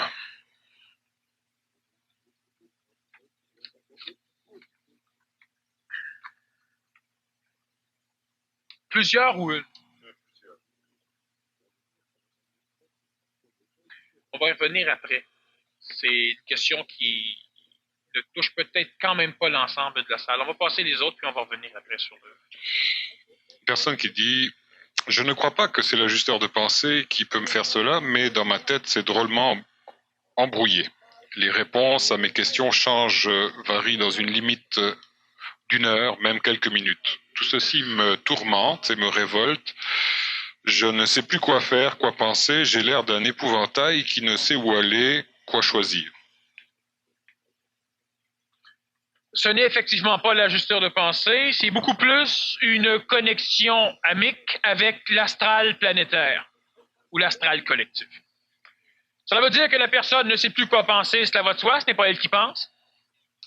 Il y a quelque chose chez elle qui constate le mécanisme que moi j'appelle l'énergie mentale, qui constate que dans le mécanisme de pensée relié à l'ego, relié aux mémoires, relié à ce que ésotériquement on appelle l'astral, la psychologie de l'humain, ce mental observe qu'effectivement, il y a une réponse, une question, une autre réponse, ça change, ça se heurte. Il y a plus qu'une personne qui répond en même temps à une seule question. Il y a presque de l'astinage à l'intérieur d'elle à un moment donné. Cette personne, elle peut être sous l'égide de 2 mécanismes fondamentaux dans l'évolution de l'être humain. Si elle a toujours été ainsi, c'est qu'elle n'a pas réussi à parfaire la fusion de ses personnalités réincarnatives. À ce sujet, si elle veut en savoir plus, elle peut se référer à une conférence que j'ai déjà faite sur les mécanismes de la réincarnation, ou je crois qu'elle s'intitulait plutôt la réincarnation. Ce qui amène dans certaines personnes la faculté d'avoir différents raisonnements presque en même temps, et elle peut même s'auto-discuter. Une autre chose, c'est que dans ses réponses, elle ne répond pas de par sa propre limitation de son âme, de son périsprit, de l'enveloppe de l'âme, c'est qu'elle est tellement perméable si c'est une personne qui est facilement influençable, c'est qu'elle est tellement perméable à tout ce qui peut venir dans la conscience extérieure à sa propre conscience, qu'en fin de compte, elle pose une question et toute la société répond dans sa tête pour elle. Alors, ça paraît bizarre quand je dis ceci pour une personne peut-être qui n'est pas encore familiarisée avec cette idée même de la conscience collective. Mais lorsqu'une personne dort, elle peut piloter un avion. Et oui, elle va fouiller dans les mémoires planétaires et elle va aller rechercher l'information enregistrée par un pilote d'avion, donc par un avion même qui vole, et elle vit dedans. Elle peut vivre, elle peut visiter quelqu'un dans une autre pièce, quelqu'un dans une autre maison, discuter avec, elle peut voir des choses presque réelles ou même totalement réelles si elle ne les colore pas elle-même. Ça peut être un voyage astral, une extra-conscientisation astrale ou un rêve.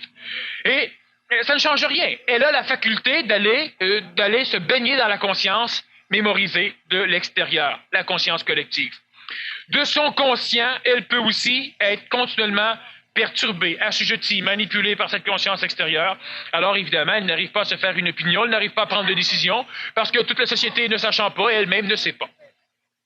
Alors il faudra qu'à un moment donné, elle crée un blocage, soit qu'elle fusionne ses personnalités réincarnatives, soit qu'elle crée un blocage au niveau de son âme, donc elle arrive à être moins perturbable, moins impressionnable, moins influençable. Et ça, c'est un travail sur elle qu'elle devra faire par elle-même ou en suivant certains cours qui peuvent peut-être l'amener par différentes techniques à créer ce blocage. Ce n'est pas en soufflant à l'eau de lumière qui nous protège qu'on règle le problème. Ça, ce n'est pas fonctionnel à plein. Elle devra se prendre en main et finir par déterminer des choses chez elle. Évidemment, c'est un mécanisme que je peux peut-être solutionner en tête à tête, mais que je ne peux pas évidemment répondre dans une conférence comme ça. Je ne peux pas régler le problème de la personne en ce qui a trait à sa libération de ce phénomène.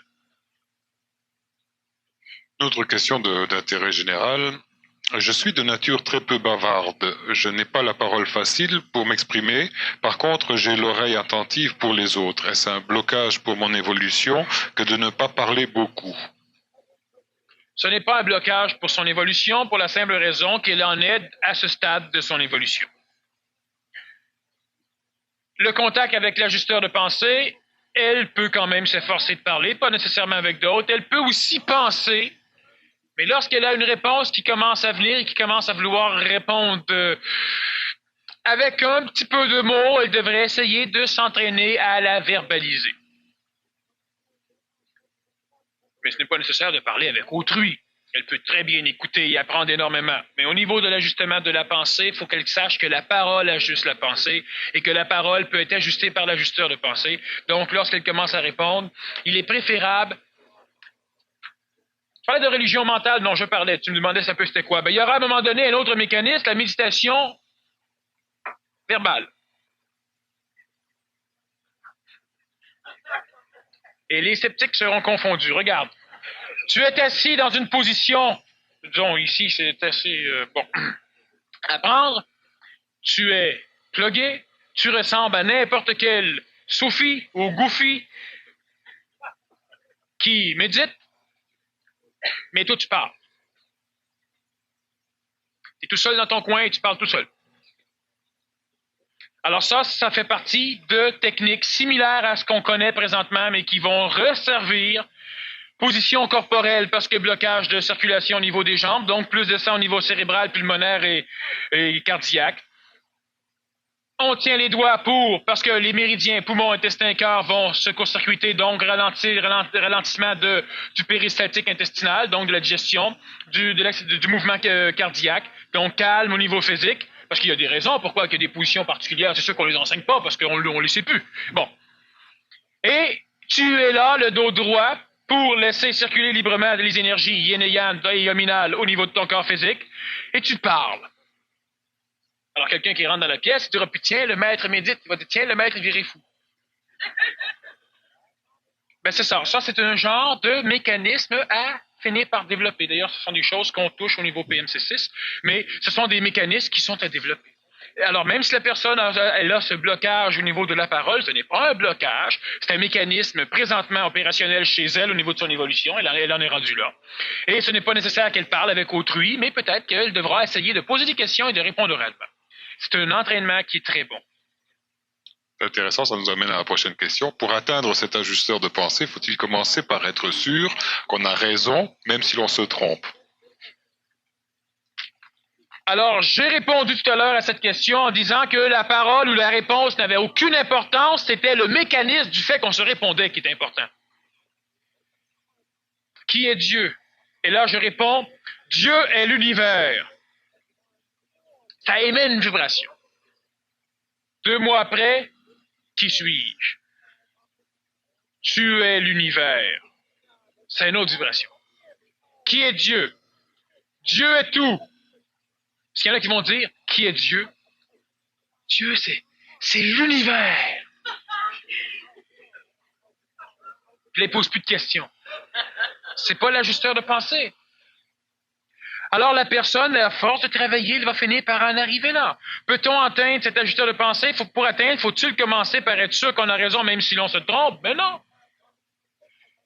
Si tu me demandes, d'ailleurs c'est déjà arrivé qu'on m'a posé une question, des personnes qui font le PMC entre autres, dans une conférence du vendredi, on me disait, ce que tu as dit ce soir, il me semble que tu t'as déjà dit d'autres choses dans un cours. Eh ben oui. Alors, laquelle des deux était faux? Ben, aucune des deux. Dans le contexte où je les ai parlé. Alors, si moi, je te repose la question, et c'est un nouveau contexte? Oui. C'est une nouvelle réponse? Pas nécessairement. Pose la question, on verra.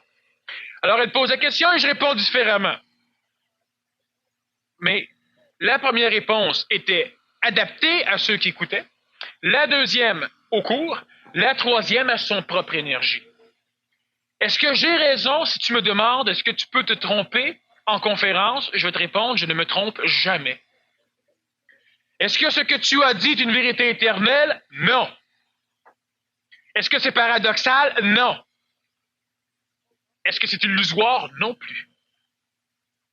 Alors, on ne peut pas être sûr qu'on a raison. Si vous avez l'instant d'une seconde sûre et vous êtes certain que vous avez raison dans ce que vous dites, c'est pas trop grave, parce que la seconde après, vous serez plus sûr. Mais si on dit quelque chose et on est sûr d'avoir raison et qu'on est prêt à débattre ce qu'on a dit, on se prend au sérieux et c'est zéro. Alors non, on répond et c'est l'énergie amenée par la réponse qui a de l'importance ou qui est nourrissante pour l'évolution de l'humain. Ce n'est pas la parole, ce n'est pas la réponse. Alors quand je disais que c'est un mécanisme qui est difficile à comprendre pour l'humain, qui a toujours cherché de la connaissance et non pas du savoir, eh bien, à un moment donné, vous allez expérimenter ce mécanisme. Vous allez vous placer quelque part, vous soyez à côté d'une personne, et lorsque la personne s'en va ou lorsque vous en allez, vous êtes toutes, ou bien vous êtes toutes remontées. Est-ce qu'il y a eu des paroles? Non. Dans un cas, elle vous a tété votre énergie, alors évidemment, vous êtes épuisé.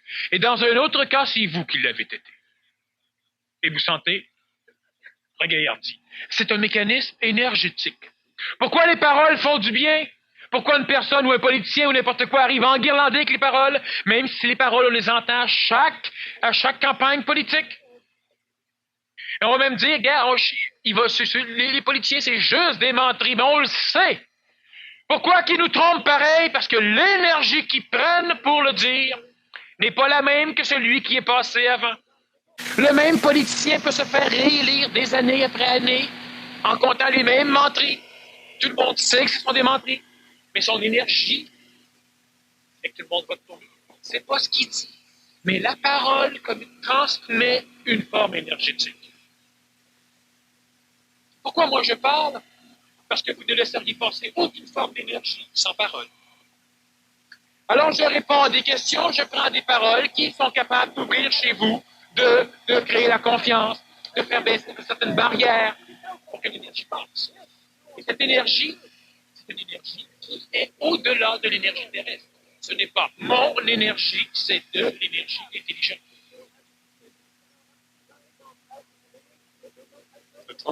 La transfiguration de Jésus est-elle la fusion avec son ajusteur?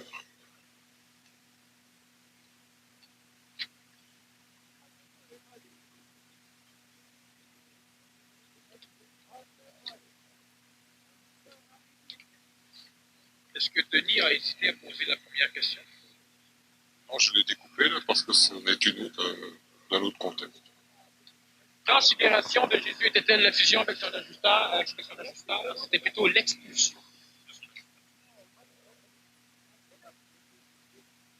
Définition de la vibration mentale.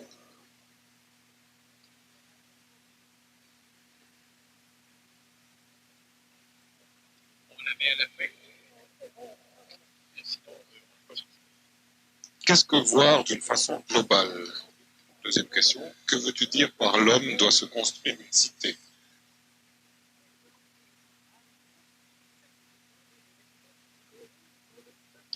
Voir d'une façon globale, qu'est-ce que c'est? C'est ne pas voir du tout. Avoir une conscience absolue, cela veut dire ne plus être conscient. Parce que la conscience humaine, la vision humaine, elle est conscientisable parce qu'elle a des limites. Et qu'est-ce qui rend la vision humaine consciente ou conscientisable? C'est justement la vision de ses limites. L'ego, le terrien, l'ego, l'humain, l'être ancien, n'aura jamais de conscience absolue et n'aura jamais de vision globale. Cette vision ou cette conscience aura une tendance à s'expandre, à grandir. Mais à un moment donné, lorsque ce personnage qui a une conscience expandue arrivera à goûter à ce savoir instantané, cette conscience va commencer à se résorber pour laisser place à quelque chose de nouveau qui ne sera pas expérimentable mais qui ne sera qu'exprimable, une conscience absolue ou une vision globale. Une vision globale, cela veut dire voir tout en même temps. Tandis que l'être humain a une vision fragmentaire qui lui permet de voir une lampe, de voir cela là-bas, de voir, et là, il a une vision d'ensemble de la salle lorsqu'il a parcouru la salle. Et il doit la restructurer dans sa mémoire, et même si sa mémoire n'est pas globale, parce qu'il devra fouiller dans sa mémoire d'une façon segmentaire pour revisualiser sa salle.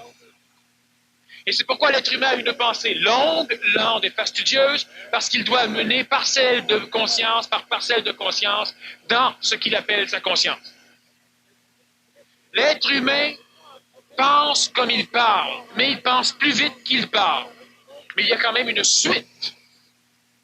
Lorsque l'être humain a une vision globale, c'est qu'il est capable de voir tout en même temps.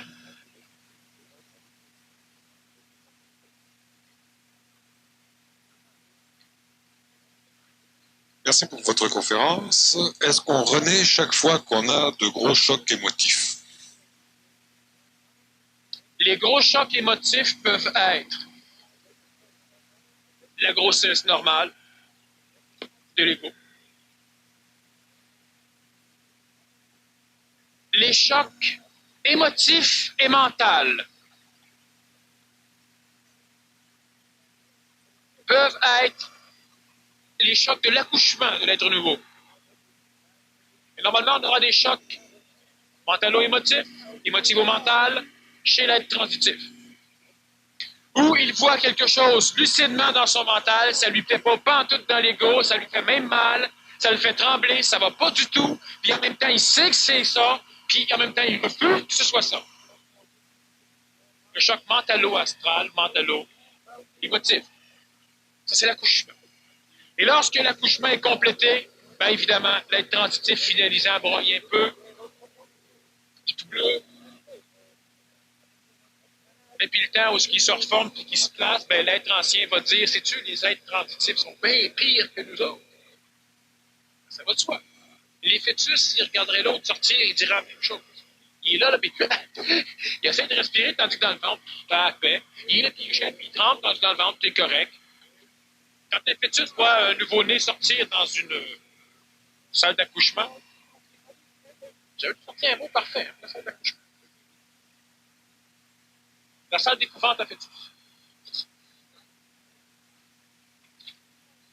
Alors, c'est ce que c'est le choc émotif. Si le nec émotif, c'est la grossesse. L'ego gonfle, tu promènes des choses, des chocs qui rentrent dedans, ça brasse. La mère, il dévoile les escaliers, là, fait que le fœtus se promène pas mal. Ce sont des chocs. Et puis, à un moment donné, ben là, ça commence à faire mal, mais différemment. Là, c'est les contractions de la mère. C'est toi, la mère. Tu te mets au monde. Alors, les contractions, ce sont les chocs mentalo-émotifs. Tu vois clairement, mais tu ne peux pas l'appliquer, mais tu vois que tu devrais, mais tu ne peux pas. T'es gros, tu sais que tu dois jeûner, mais tu ne peux pas.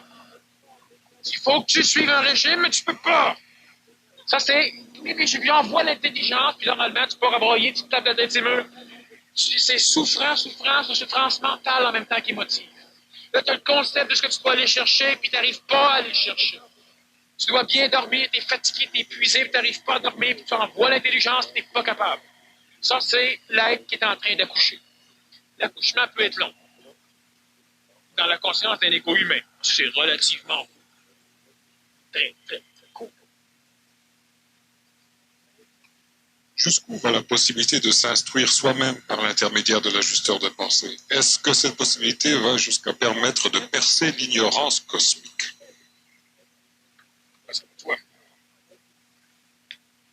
L'ajusteur de pensée, premièrement, l'être humain, il y a des choses que j'ai jamais voulu dire, et que je ne sais pas si je peux les dire. Demande à ton ajusteur. C'est ça, c'est lui qui peut me faire parler, mais moi, je veux pas.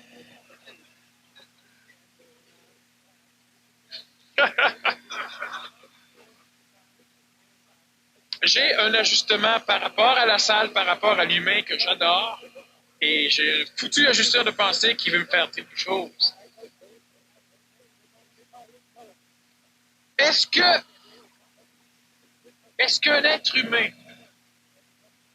qui un jour dans sa vie a eu un contact avec un esprit incarné peut ne pas avoir besoin de l'ajusteur collectif imprimé dans le plan planétaire par cet esprit?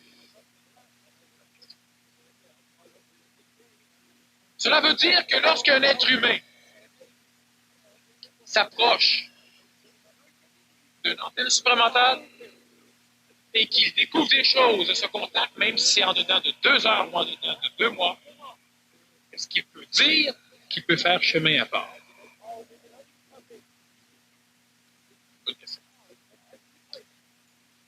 Et la réponse, c'est non. Alors maintenant que je l'ai dit d'une façon détournée, je peux maintenant le dire d'une façon plus claire. C'est que lorsque l'être humain s'est approché, lorsque l'être humain a eu le malheur pour son ego, et le bonheur pour l'état même de l'évolution, de s'approcher d'une personne qui a un contact avec son esprit, c'est qu'elle a besoin de l'ajusteur collectif de cette personne pour arriver à son propre ajustement. Cela veut dire que tous ceux qui ont côtoyé le Nazaréen ne pouvaient plus s'en sortir sans le Nazaréen. Cela veut dire aussi que ceux qui ne l'ont pas côtoyé n'avaient pas nécessairement la faculté de s'en sortir.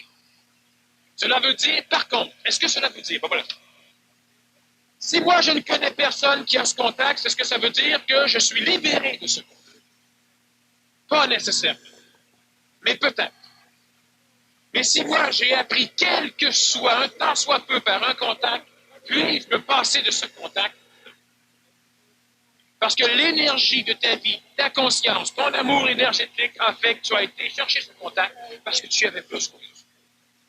Alors tu devras rester, tu devras baigner dans l'énergie de cet ajusteur collectif tant que tu n'auras pas réussi par confrontation ou par ta propre confrontation à traverser l'ajusteur collectif qui va te permettre de monter pour aller chercher le tien. Lorsqu'on a la possibilité de s'instruire soi-même par l'intermédiaire de l'ajusteur de pensée, s'il est collectif, on doit traverser cet ajusteur collectif par l'ajusteur collectif. On ne peut pas le fuir parce qu'on ne... Si on voulait retarder, on retarderait, on ne retarde rien, mais ce n'est pas le mécanisme qui est mécaniquement possible pour le genre humain. Est-ce que cette possibilité va jusqu'à permettre de percer l'ignorance cosmique? Ben ça va. Reste à savoir c'est quoi l'ignorance cosmique. Ouais, faut-tu être ignorant planétaire comme moi pour poser la question? Ben, l'ignorance cosmique, c'est simplement le fait de ne pas voir les choses telles qu'elles sont et de voir ce que nous voulons qu'elles soient. Est-ce que tu as une conscience absolue lorsque tu perces le nuage de l'ignorance du mensonge cosmique? Non. Tu as une vision réelle, absolue? Non, pas nécessairement. Mais réelle. Tu vois les choses telles qu'elles sont, toutes? Non, pas nécessairement. Mais ce que tu vois, tu le vois. Alors, évidemment, le travail avec le chercheur de pensée permet de le voir. La religion de l'Est en question proviendra-t-elle de la Russie, oui ou non? Peut-être. Faut-il donc lutter contre un ajusteur de pensée pour se libérer? Ça, c'est l'ego. Si l'ego lutte contre un ajusteur de pensée, il se libère de l'ajusteur de pensée. Il redevient ce qu'il était avant le contact avec l'ajusteur de pensée. Alors, il y aura une lutte entre l'ajusteur de pensée et l'ego, et normalement, dans les bonnes vues, l'ego devra perdre et l'ajusteur gagner. Pour pouvoir instruire et informer cet ego de façon à ce que celui-ci arrive à ce savoir libérateur, un savoir instantané. Alors, il n'est pas question, quand je parle de confronter, de toute façon, on va en reparler, la confrontation entre une personne et celui qui a contact avec l'esprit, ou encore entre toi et toi-même. Ce n'est pas de lutter contre l'ajusteur de pensée, parce que lutter contre l'ajusteur de pensée, c'est perdre. Cela veut dire développer notre faculté d'intelligencer les choses. Cela veut dire créer une mutation neuronique chez soi. Donc, cela veut dire faire le travail de l'ajusteur de pensée. L'orgueil de celui qui peut lutter contre l'ajusteur de pensée et s'en détacher avec une perte, c'est celui qui, lorsqu'il a une réponse, ne veut plus l'abandonner. Il lutte contre l'intelligence. Alors, on ne lutte pas contre l'ajusteur de pensée, on entre en contact avec. Celui-ci va ajuster notre propre pensée. Nous allons devenir nous-mêmes mieux. Nous allons voir clair, voir les choses telles qu'elles sont, être libérés d'un paquet de problèmes. Et à un moment donné, on se libère aussi du manque de connaissances et on ne pose plus de questions parce qu'on sait.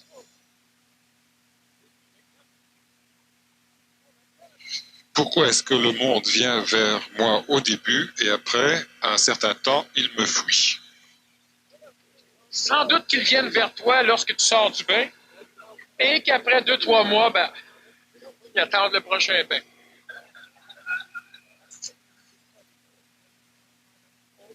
Et cette réponse, elle est vraie.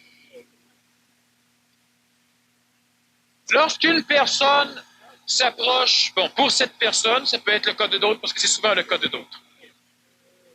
Énergétiquement, les personnes s'approchent parce qu'ils goûtent quelque chose de neuf. Cette personne, elle émet une énergie qui apparemment a une saveur intéressante pour l'extérieur. Lorsque l'extérieur vient, il goûte à cette saveur, et à un moment donné, il y a une guerre énergétique, une guerre d'ego contre celui qui émet cette saveur, même s'il ne veut pas. Et là, exactement comme si je m'approche, par exemple, de François, j'aime François, j'aime sa présence, je me sens bien, je discute avec, il me dit des choses, ça va. Puis à un moment donné, veut pas, je le jalouse. Je m'approche de lui, puis j'aimerais être comme lui. Puis à un moment donné, je l'aime plus. Puis là, il me dit, hey, ça va pas aujourd'hui. Puis avant, j'aimais ça, je peux me confier, mais là, je ne veux plus me confier en c'est trop. Énergétiquement, il vient un moment donné que je ne peux plus goûter de cette saveur que j'aimais avant, parce qu'il fait que je vais fuir François. Or, si François a l'énergie d'apaiser tout le monde et en même temps de servir de miroir aux autres, un miroir même inconsciemment, il sert de miroir aux autres, veut pas, le monde vont le rechercher pour le fuir. Quoi faire? Rien. Ça regarde les autres. Pénible pendant le temps où cela est vécu par l'humain. L'humain va apprendre à s'ajuster et c'est son ajusteur de pensée qui va lui permettre de s'ajuster aux autres. Rien à faire. Rire. Beaucoup de questions avec des beaucoup et des combien. Combien de gens arriveront-ils à ce contact? Combien de gens seront influencés par ces gens qui auront ce contact? Au fur et à mesure. Alors, tu commences. Combien de gens arriveront-ils à ce contact? C'est important. Combien de gens seront influencés par ces gens qui auront ce contact? C'est important. Y a-t-il beaucoup de personnes au Québec qui ont leur propre ajusteur de pensée? C'est pas important qu'il y en a pas beaucoup. Sommes-nous tous sous un ajusteur de pensée collectif? Sommes-nous tous? Lui, il l'est. Elle, elle l'est. Sommes-nous tous? La grande majorité, oui. Mais tous veut dire qui et quoi. Comment, en dehors du Québec, est-il possible de rester en contact pour conserver et augmenter son énergie? Si telluriquement, on a une vibration québécoise, c'est-à-dire on parle du Québec ésotérique que je définis, si la personne est là dans sa mémoire, suffisamment de mémoire du Québec, si la personne elle est de toute façon reliée au Québec, quel que soit son endroit planétaire, elle restera en contact pendant un laps de temps plus ou moins long, parce qu'à la longue, elle transformera ses énergies pour les localiser, pour les adapter. Alors, elle devient adaptée à la région où elle vit, ce qui fait que lentement, elle perd. C'est pourquoi aussi, beaucoup de personnes de l'extérieur viennent au Québec. Et ceux qui n'ont comme tel pas d'affaires ici, émigrent vers l'étranger, où ils vont se sentir. Quel est le rôle des rites pour les antennes et pour les gens qui ne le sont pas? Je pense qu'ils ne sont pas des antennes. Quand je parle de rite, je parle de rituel. Qu'est-ce qu'un rituel? Un rituel, c'est une cérémonie. C'est la répétition presque identique d'un acte oral, d'un acte de pensée, d'un acte physique. Alors, si je place ma main au-dessus de l'eau pendant 15 minutes et que je la fais boire à quelqu'un qui est malade, l'eau que j'aurai magnétisée pourra réorchestrer l'énergie vitale du malade. Alors, je refais cela tous les demi-heures. Je crée donc un rite. Le rituel, s'il est compris, devient une technique. Et s'il est incompris, la technique devient un rituel. J'ai employé le terme rituel pour bien exprimer le fait que beaucoup de rituels aujourd'hui deviendront des techniques plus tard. Parce que l'humain saura ce qu'il fait. Alors, il ne répétera pas inlassablement des choses avec foi et croyance, il le fera sachant pourquoi ça marche. Alors, une personne peut mettre de l'essence toutes les semaines dans son véhicule, parfois. Convaincu qu'il faut qu'elle fasse ça en mémoire du jour où le premier pompier s'en est mis dedans pour lancer ce véhicule. Mais la journée qu'elle perd la foi, le véhicule tombe en panne. Alors, elle se dit, non, je ne devrais pas, pourquoi j'abandonne ma foi? Alors, elle reprend sa foi, puis elle recommence à mettre de l'essence. Ça marche. Dynamisant sa foi et obscurcissant encore plus ses yeux. Mais à un moment donné, elle finit par « je peux être manipulé ». La foi, les croyances, rien. Alors, elle arrive à une phase plutôt mentale qui essaie de comprendre la mécanique des choses. Elle ne comprend pas tout de suite. Et lorsqu'elle aura compris le rôle de l'essence, l'égrégore, le réservoir d'essence qui permet d'accumuler immensément d'énergie pour faire fonctionner les véhicules longtemps après, alors elle va reprendre le boyau, elle va refaire le rythme, et aux yeux des êtres anciens, tout le monde va dire, tiens, l'être nouveau est dans la même foi que nous. Et l'être nouveau va dire, non, moi je sais ce que je fais tandis que vous ne le savez. Continuez à le faire, mais un jour, il faudra que vous compreniez ça. Alors, le rituel, c'est une répétition incomprise de l'être ancien, et la technique, c'est l'application méthodique comprise. Tous les rituels, toutes les techniques doivent amener l'humain à se passer d'elle. Un rituel que l'on répète toute sa vie n'avait rien de bon à amener à l'être humain. Une technique que l'on répète toute sa vie est une technique qui n'enseigne et qui n'amène rien à l'humain. Lorsqu'une technique ou un rituel amène la paix, un jour, on faudra se passer du rituel ou de la technique et rester en paix. Parce que si on a encore besoin de la technique ou du rituel, c'est que la paix appartenait au rituel ou à la technique, mais elle n'a jamais appartenu à l'humain. Alors, on fait un rituel, on fait une technique. Lorsque l'on comprend, le rituel devient une technique, tant qu'on en a besoin. Pour beaucoup, le yoga est un rituel tous les matins. C'est une religion. Pour d'autres, c'est une technique. Et à un moment donné, ils abandonneront parce qu'ils n'en ont plus besoin. Ils vont passer à quelque chose d'autre.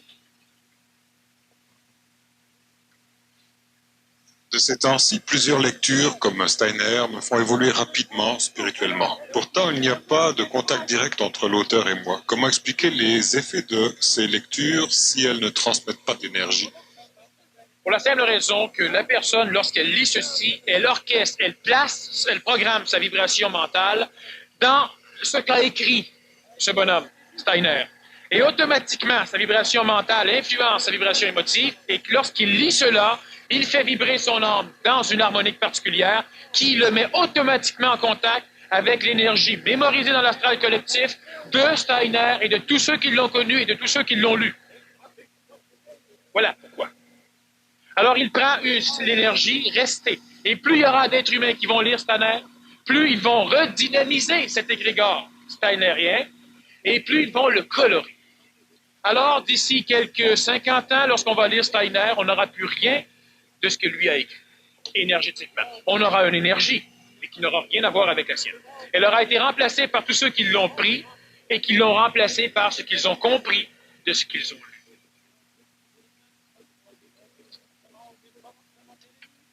Voilà pourquoi. Alors, l'énergie n'est pas celle de Rudolf Steiner. Comment puis-je contester celui qui génère l'ajusteur de pensée et ainsi m'en détacher si je suis entièrement d'accord avec ce qu'il révèle? En posant des questions, et la seule façon de contester un ajusteur de pensée, c'est la question. Si l'on veut me contester, on pose des questions. Et ce n'est pas une contestation violente, ce n'est pas une guerre. Je répète que ce n'est pas une guerre d'ego. Je peux contester François. Contester vient d'un mot, en espagnol, contestar veut dire question. Alors, contester, c'est poser des questions. Et non pas astiner. C'est pas pareil. C'est pas que c'est en espagnol, mais c'est pas pareil. Alors, je suis d'accord, François dit quelque chose, je suis d'accord avec. Pourquoi? Mais pas un pourquoi. Là. Pourquoi ceci? Pourquoi ça? Et pourquoi pas telle chose? Alors, comment expliques-tu ceci? Alors, pourquoi ceci? Et on se fout de savoir si j'ai raison, s'il y a raison, si on a tort ou si on a raison. Énergétiquement, on grimpe des échelles. On s'en va. Et là, les questions qu'il faut poser, c'est des questions à un moment donné que j'ai posées, que l'humanité n'a jamais posées. Et les réponses que l'humanité n'a jamais répondues, est-ce qu'ils sont vraies ou fausses? On s'en fout. Regardez ceci.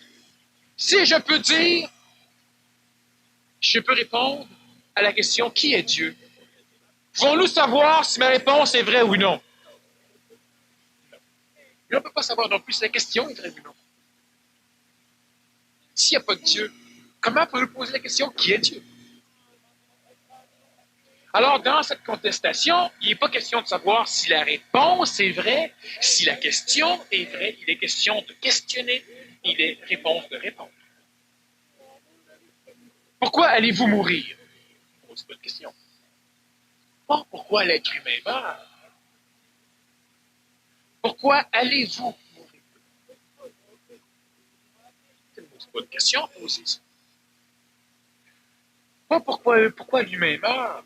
On pourrait transmuer la question et se la poser en disant « Pourquoi vais-je mourir? » Ben, il y a des réponses. Des réponses en accord total avec la question « Pourquoi allez-vous mourir? »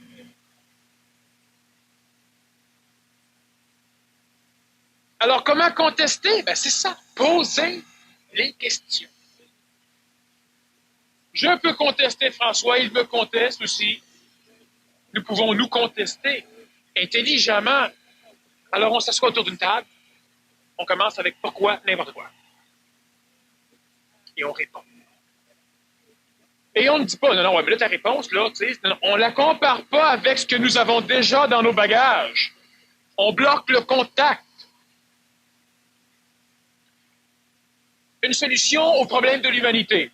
Ah, il faut qu'il arrête de se droguer. Ah, mais la drogue, c'est pas rien que ça qui est le problème. Mais non, j'ai tout bloqué. Il faut que l'humanité arrête de se droguer. Pourquoi la drogue les empêche-t-elle d'évoluer? Alors là, je continue. Alors, si c'est lui qui répond, je lui donne la possibilité de répondre et de répondre et de répondre. Pendant ce temps-là, moi, je suis avec mes questions. Mais si on dit, oui, la drogue, c'est pas juste ça, il y a aussi la guerre, il y a aussi... Bon, mais là, on n'en sortira jamais. Alors, on va dire, parce que l'être humain est émotif. Pourquoi l'être humain est-il émotif? Parce que l'émotivité, c'est quelque chose légué par Lucifer et puis c'est zéro. Pourquoi est-ce zéro? Pourquoi Lucifer l'a-t-il légué? Pas savoir si Lucifer l'a fait ou non, s'il existe ou n'existe pas, ou etc. En le contact avec l'ajusteur de pensée et de l'évolution, c'est ça, on pose une question qu'on répond. On se fout de la question, on se fout de la réponse. Il y a des réponses qui vont vous amener une dose d'énergie incroyable qui vont vous permettre d'avancer. Pas la réponse au niveau oral, la réponse au niveau de la réponse. Pourquoi moi je fais une conférence la semaine prochaine qui porte justement le titre « Pourquoi allez-vous mourir ?» Cela m'oblige à amener des réponses énergisantes, énergétiques. Et je me fous de la question. Parce que quelqu'un pourrait carrément me répondre, ça ne te regarde pas. Effectivement, ça ne me regarde pas là. Pourquoi allez-vous mourir? Alors là, j'ai une réponse d'une manière suspecte, qui énergétiquement, j'ai plus pas mis assez d'énergie pour pas trop. La personne, ça ne me regarde pas. Ben, c'est ça, c'est la réponse qui est importante dans l'énergie. Alors, comment se contester? Comment contester? Oui, on conteste, on pose des questions. Contestar en espagnol et la formula, c'est la façon de dire pose des questions. Il reste sur les tablettes la question du double éthérique en regard avec l'ajusteur de pensée. Quelle est la différence? Je crois qu'il y a assez une ou deux questions qui ont été mises de côté. Bon, l'ajusteur de pensée, le double éthérique.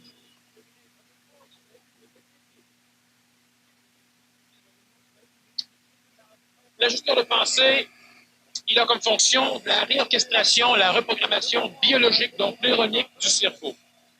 Cette restructuration neuronique permet donc l'expression d'une façon neuve d'énergie ancienne, créant par le fait même une énergie nouvelle, l'ajusteur de pensée.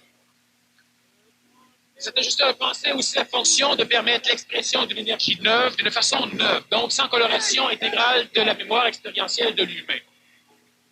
Elle va lentement forcer l'ego à s'auto-digérer et toutes les énergies de l'ego seront, par l'intermédiaire du canal ajusteur de pensée, restructurées dans l'énergie éthérique, c'est-à-dire au niveau du plan supramental à l'extérieur de la planète, pour constituer un double qui va permettre la vision expérientielle d'un humain égoïque dans un contexte et planétaire et extraplanétaire.